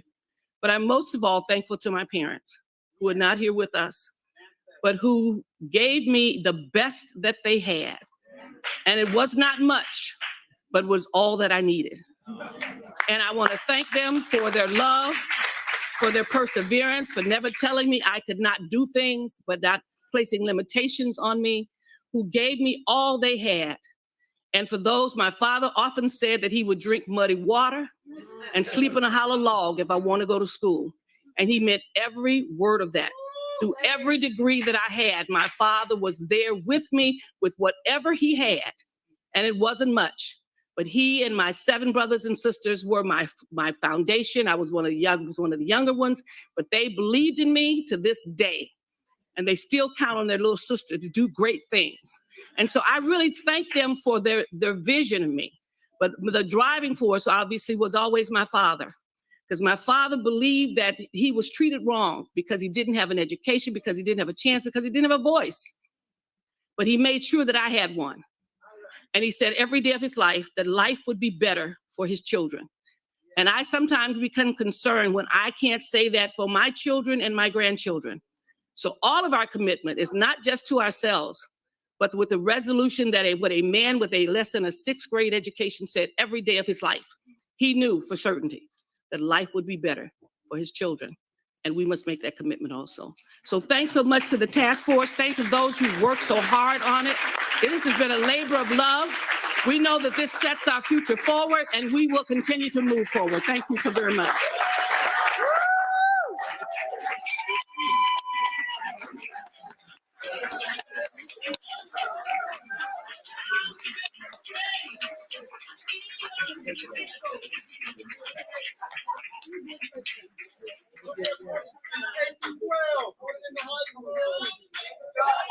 Black history and faith as well.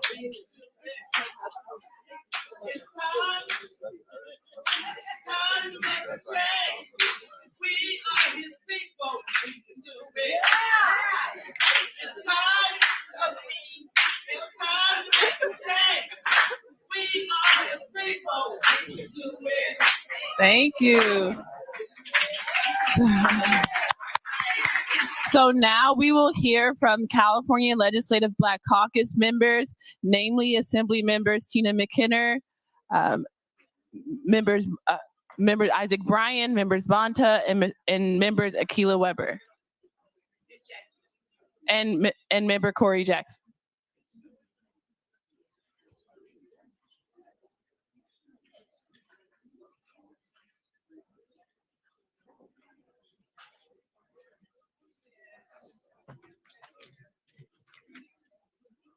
I had to look at the time as it's afternoon. Good afternoon. My name is Assemblymember Tina McKinnon, and I proudly represent the West Side and South Bay cities and communities of Los Angeles County in the 61st Assembly District. I'm also a descendant of enslaved Black folk. I want to begin by thanking Dr. Shirley Weber, Senator Steve Bradford, one of my mentors, Assemblymember Reginald Jones Sawyer, Sr., and all the members of the California Reparations Task Force for their thoughtful and inclusive work that led us to the release of today's final report. The recommendations present reasonable, compelling, and important actions that the state of California and, frankly, the United States can take to make whole those who were most harmed by U.S. slave trade. We can and must act on these recommendations. I am committed to working closely with my colleagues from the Legislative Black Caucus, the API Caucus, Jewish, Latino, LGBTQ, Native American, and Women caucuses to take action on these recommendations in the next legislative year. To be clear, the work to achieve full reparations for the descendants of formerly enslaved people will require the work of every member of the legislature from every corner of this state. We cannot do this work alone. The generational harm caused by slavery, Jim Crow laws, the redlining of communities, the war on drugs, mass incarceration, and even today's Supreme Court action eliminating affirmative action in our university continues a shameful history in this nation. A history that places the rights of white Americans over the right of Black and Brown Americans. We cannot let this stand. Today, we must be clear-minded and focused on the work needed to repair our nation's failed attempts at seeking an equal and just society for all Americans. We must act on the recommendation outlined today and seek full reparations for the descendants of formerly enslaved people. We will need to work together to heal the real pain and damage caused by this nation against Black Americans. The future of our nations depend on us. Thank you.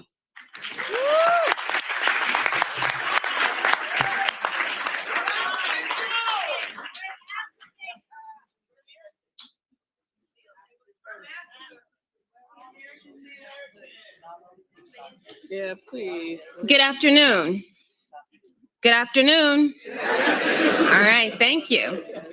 I am Dr. Akila Weber, Assembly Member for the 79th Assembly District in San Diego County, and I'm also the Secretary for the California Legislative Black Caucus. I want to first begin by just saying thank you. Thank you so much to the members of the task force. Thank you to all of the residents and organizations that have participated and given your input and also hosted informational sessions statewide. Thank you so much to those who put together this very, very, very thorough report. You have documented the harm and the argument for the necessity of repair exceptionally well. And I echo those who have said before, if you have not read this, read it. I've already checked, it's online on the DOJ website. It is long because the harms are long and the repair may take a long time, but this report is phenomenal. I want to thank also those who came and testified today, but also those who shared their family stories. Because what they're doing is they're reliving the trauma for our benefit. And last but not least, I definitely want to thank my mother, Secretary of State, Dr. Shirley Weber, the catalyst of why we are all here today. As her children, myself and my brother Akil, who flew down for this very historic moment, we're so very proud of you.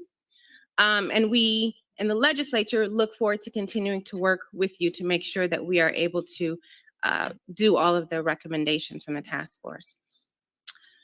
This report details how the badges of slavery, the trauma and re-traumatization throughout generations and anti-Black policies have not only permeated our nation, but also here in California.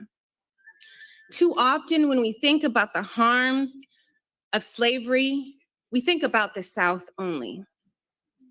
But when you read this report, you realize that California adopted those same beliefs and ideologies. The Reparations Task Force has revealed in great detail how Black Californians have been denied housing, been over-incarcerated, and how these discriminatory policies have led to devastating impacts, including devastating health impacts. And all of these factors have been deep and multi-generational on Black Americans.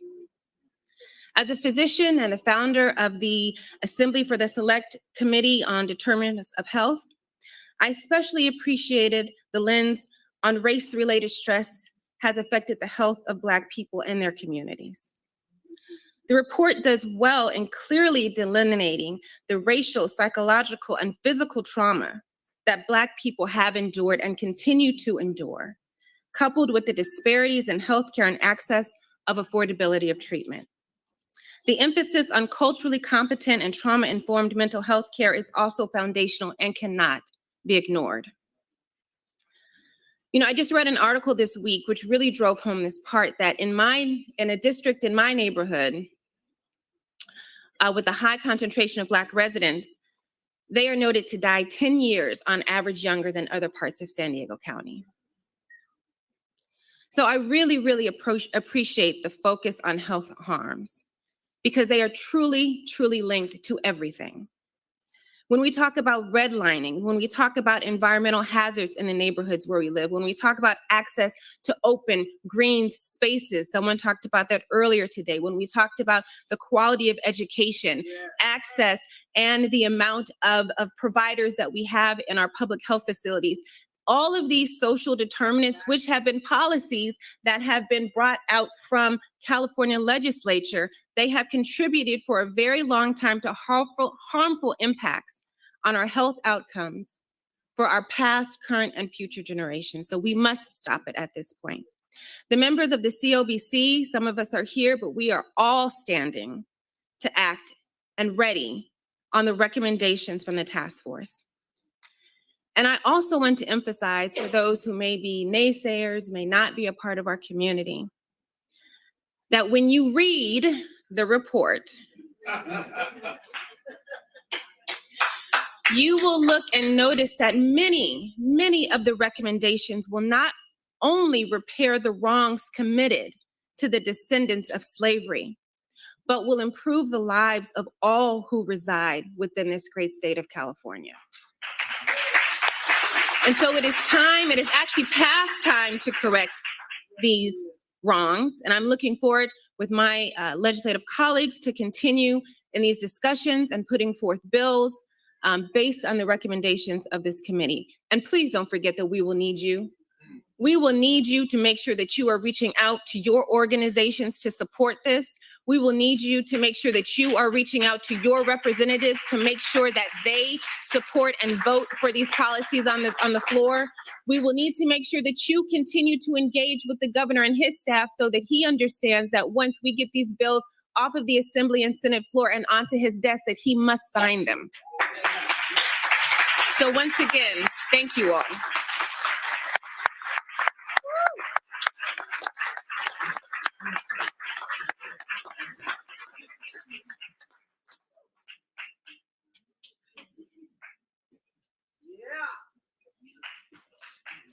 Yes, to my sister, Dr. Weber, and my sister, McKenna. Good afternoon. I'm Assemblymember Mia Bonta, and I proudly represent California's 18th Assembly District, which includes the beautiful people of Oakland, Alameda, and Emeryville. And I want to first thank this amazing task force because they came to my district, to Oakland, the heart of our movement, twice. When Mr. Reginald Jones Sawyer talks about hearing the voices and the experience of our people, he heard our people in Oakland. You heard our people in Oakland. You heard their pain. You heard their joy. You heard their opportunity. And quite frankly, with this amazing reports, we are clear on our mandates and the demands that are being made of us. Absolutely crystal clear. And we're doing so right now because we've had the opportunity to be held by our beautiful, honorable people like our honorable Dr. Shirley Weber, who we would not be here without if we really think about what this moment is. So I want to thank and honor her for creating this space for me to be able to step in as a legislator in this moment in time, because now is the time we need, because we know right as we are gathered here talking about reparations in the state of California, the country is doing something different. And so our voice must be even louder, even prouder, and even more demanding. Because on this very day, we know that the United States Supreme Court has decided to say, you know what? Color doesn't matter. Our history does not matter. The harms that have been committed against us do not matter. And we will not stand for that. And as Justice Jackson said, no one benefits from ignorance. Today's ruling that we know exists today makes things worse. We know that government actions have discriminated against people in every single facet of our lives, from our work, to our school, to our housing, to our safety, to our health. One could even say, as Justice Jackson said, that government policies have affirmatively acted to provide preferences to those who were not Black. In Oakland, we know many of my brothers and sisters and siblings were impacted by redlining, impacted by the destruction of our communities, the active policies of this state to redline us, to make us less than, to erode all that we are. And today I get to stand with my fellow legislators and I commit, and I know that our California Legislative Black Caucus does, and our legislators, because I know who they are and I see them, and I know the power that they hold and of their intention, that we will stand together to right these wrongs. And I know that we've heard the thousands of voices through this task force. And I want to make sure that you know that I stand with you, committed to take this good book, as Dr. Grill said, this encyclopedia of knowledge. And we will read it chapter and verse. I will particularly be beholden to chapters 18 through 30, which talk about the policy recommendations that this task force brought forward. And we will commit ourselves, I will commit myself as a Black Latina legislator in all that I am to make sure that we have the promise realized of all that we are, because the harms have been committed and it is time in this moment to make it right. Thank you.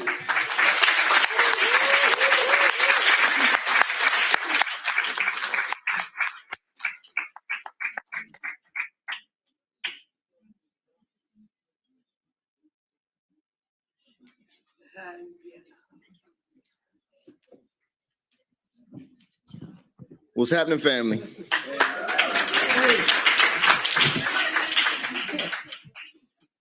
I'm Isaac Bryan. I see some of y'all from the Crenshaw corridor, Lamert Park. I see you, Lamert Park. I see you, Big Money Griff. Y'all already know Lamert Park is the soul of Los Angeles. It's our cultural hub. Africa Town. Shout out to Billion and the family. Carrying this with me, one, because I'm gonna carry it everywhere. Two, because I really want to feel the weight. It weighs a pound of flesh. It weighs 400 years. It weighs all the pain, the struggle, the lost lives, the ancestors, the subjugation, the opportunity, the hope, the aspirations that we all have. It weighs all of that. That's why I've suggested to my colleagues we buy a copy for every member of the legislature so they can have this sitting on the desk. California needs to feel that weight. It's also a full circle moment for me, seeing Dr. Weber speak. Before I was in office, I was a scholar at the UCLA Bunch Center. Reports I wrote are cited in here. But even more so than that, we do this thing when we go to committees, and a lot of you testify before committees where the authors of a bill bring in expert witnesses, and you get 2 witnesses to speak. For this bill in the first committee, Judiciary, Dr. Weber had 1 expert witness, and it was me before I was in office. So to be here now looking at these recommendations, looking at the work we've got to do to make this real, and to be in a position to be one of the people to help make it real, you know I'm down for it.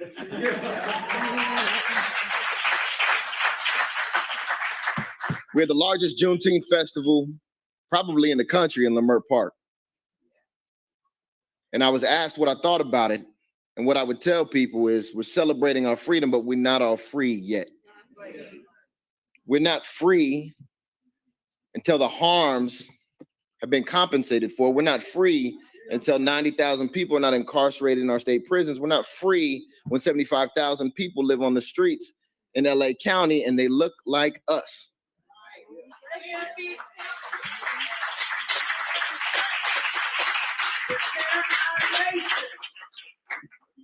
In closing, it makes me think of Asada. It's our duty to fight for freedom. It's our duty to win. We must love and protect each other. We have nothing to lose but our chains. Ashe.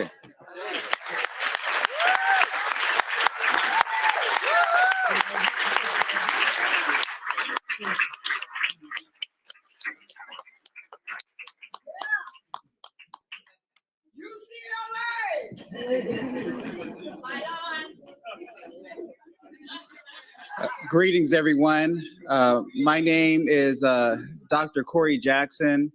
I'm hailing from the 60th Assembly District, representing Moreno Valley, Paris, Hemet, San Jacinto, the first African-American elected from Riverside County to the state legislature.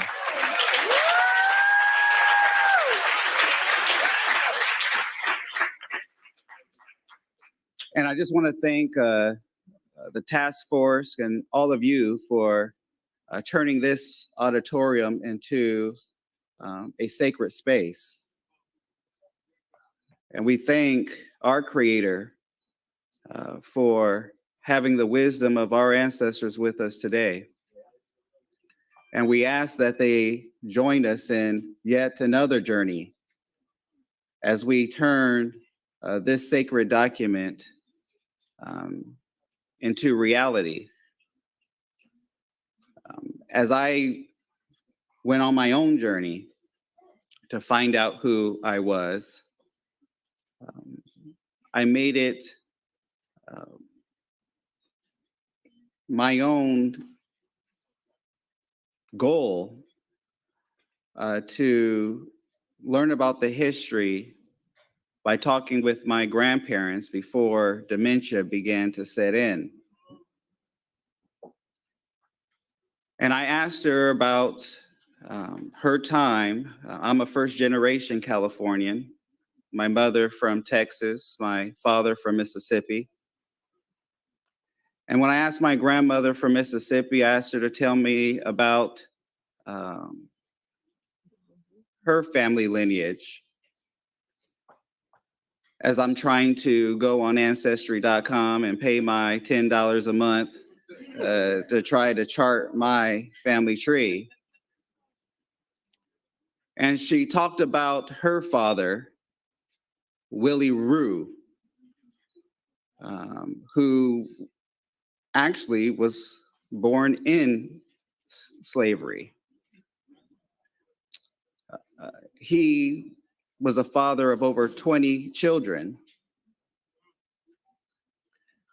by multiple women. And I asked her, well, how do you feel about that? Because he didn't have my grandmother until his 60s and 70s. And at first I thought, well, playa, my man. But then she said, well, he was raised as a buck.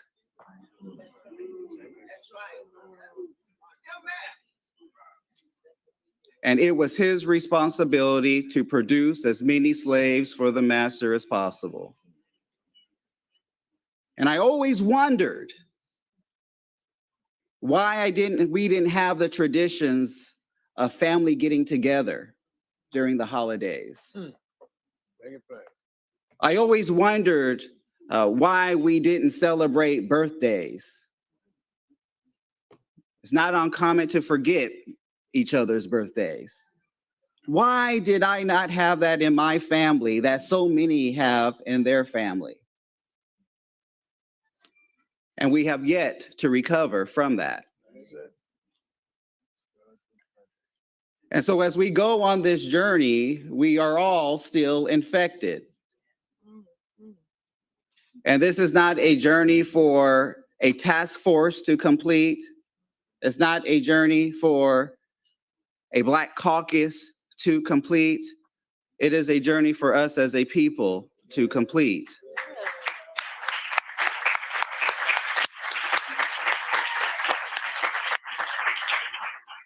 And in my studies, I am reminded for those who are descendants of slavery, where they call racial ethnic identity development, and where you begin to first start off as just wanting to fit the mold of what white people say we should be.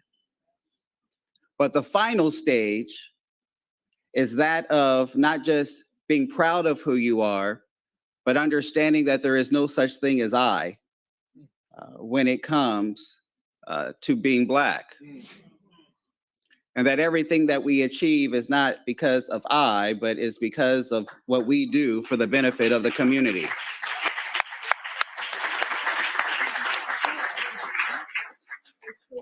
But it also says that in this final stage, if you cannot come together to create a single agenda as a community,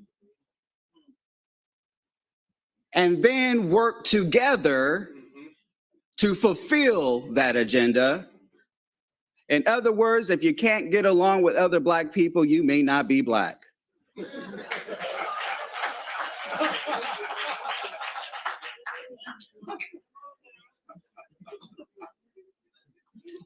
So now comes the true challenge. Is this going to be something where you say, I hope they get it done?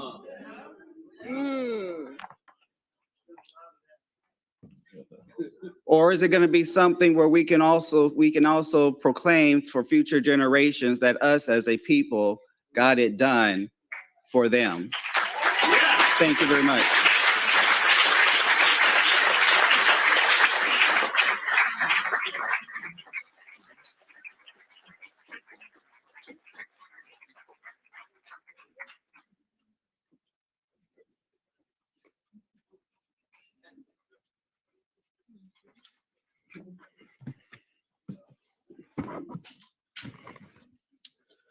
To the California Reparations Task Force, Secretary of State Weber, to the citizens of California. My name is Roger Ellian, and I come here with some good news and greetings from the state of Illinois.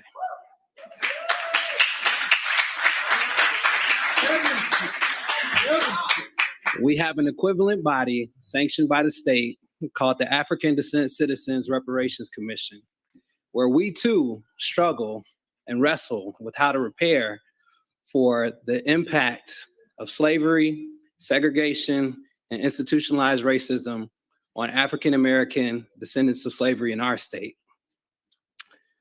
But first and foremost, I wanted to come here to voice my support and appreciation for this task force. Can we give them one last ovation as they close out their work? Thank you so much.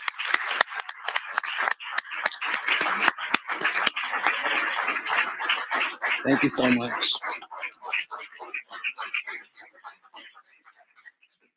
We have studied every hour of video, and I want y'all to know y'all are like family when I watch them videos. We have read every line that you have produced, and we have more homework to do.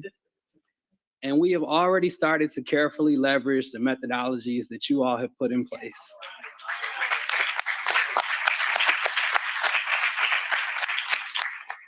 Now, we want to take and use the effective stuff, but we also want to learn from the lessons learned and do some things better and build on the groundbreaking framework that you all have put out for the rest of the nation to see. Yeah.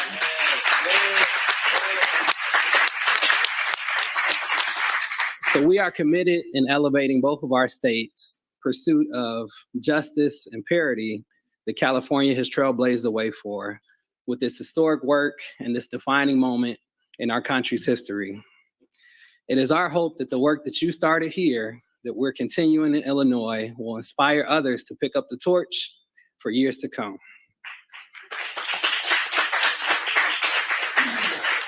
So lastly, despite today being the sunset date of the California Task Force, we hope to continue in our partnership with you as we figure out how to forge our way in this reparations path to make recommendations for our state.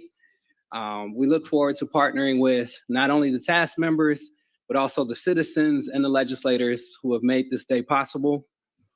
Last but not least, leaving a written copy of this statement for the Department of Justice so that we can be on the record voicing our support, and the work continues after today.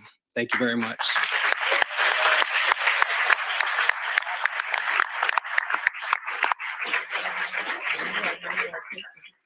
There's one more dignitary in the room that I wanted to recognize before we finally adjourn. It's former Assembly member and Commissioner of Public Works, Mike Davis.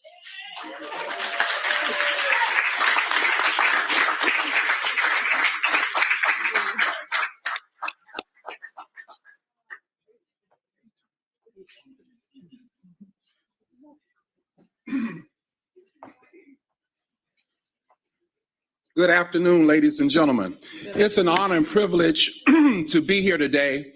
I had the opportunity to observe during the duration of the task force the great work that they have done. I think now is the time to thank them once again for their outstanding work, because they have shared the history of the African American experience. And not only have those who are not African Americans learned from this process, but those who are also African American have learned. This whole issue in terms of who is eligible and the lack of commitment to the morality and ethics that we all ought to embrace is something that deals with leadership and having the courage to move forward. I want to also, in addition to thanking this outstanding task force, thank Dr. Shirley Weber. We need the kind of leadership in this state, and we need the kind of leadership that she brings throughout this country. But most importantly, I also would like to thank a person who you know very well, Governor Gavin Newsom. Governor Gavin Newsom did it, but he didn't have to do it. He created an opportunity for us to have this healthy conversation. He gave us an opportunity to teach America what our legislators in Washington ought to be doing. In public policy, they have a saying that says, so goes California, so goes the nation. And already we have witnessed from our last speaker from Illinois how important and how true that is. California has led over the years, over the decade, in many public policy issues. So thank you so very much for giving me the opportunity to say thank you, because you guys have made institutional change already. But the real challenge you're going to have is who's going to have the guts to provide the leadership. I feel very great to have walked in and to hear the Legislative Black Caucus. In concluding, I was wondering who in the legislature is going to take the leadership on this very critically important public policy issue. Who has the ability to be the Crispus Attucks to throw the first rock? And when we look at the unveiling of this creation of change, change starts with confrontation. However, we all like to work together. I just wonder, will this unveil as leadership specifically from the Legislative Black Caucus, or rather, will this solution unveil with the multicultural leadership from the world's top state legislature? In other words, can we see Asian American caucus members, LGBT caucus members, Latino caucus members, women caucus members coming together in the way that people know the California legislature to be? So, ladies and gentlemen, again, thank you so very much. I thoroughly enjoyed your work, and it has made institutional change, and I am so absolutely proud of each and every single one of you. Thank you.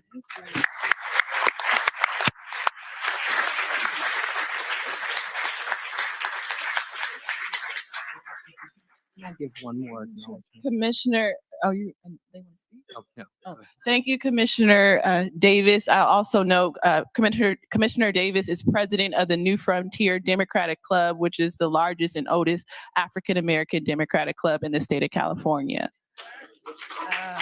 I'll now turn to Member Tamaki for final acknowledgement. This is just a final thank you. I just was told that the number of endorsing organizations of reparations just jumped in the last literally hour from 306 to 310. So it's growing literally as we speak. And that would not have been possible without communication spreading and amplifying this. We just walked out of this morning a press conference that I describe as a home run. Regional, local, national press coverage. And I'm appreciative of that.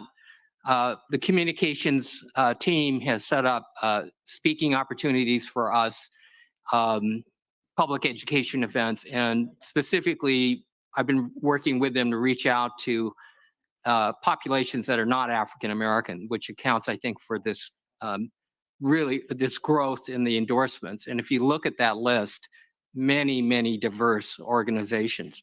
So I want to just lift up Shauna Charles and Mitchell Christopher for their work, which has been day and night. Thank you.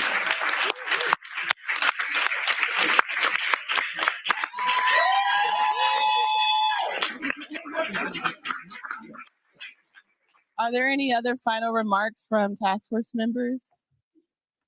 Okay. I also want to acknowledge the anchor organizations that worked alongside us for the past 2 years, particularly CORE, CJEC, so many other anchor organizations have worked alongside us to spread the word. Also note, this is a celebration. Please do not be discouraged by the Supreme Court's decision. What's in this report largely remains unaffected by the Supreme Court's decision, particularly because the task force had the wherewithal, I said this at the press conference this morning, to consult with legal experts like UC Berkeley Law School Dean Erwin Chemerinsky, who in his expert testimony essentially predicted the outcome of today. And so therefore, we structured our recommendations to not necessarily be race-based, but to be lineage-based. So the integrity of our recommendations remain. So this is a celebration. You all should be very proud of what you all contributed. And with that, we are adjourned.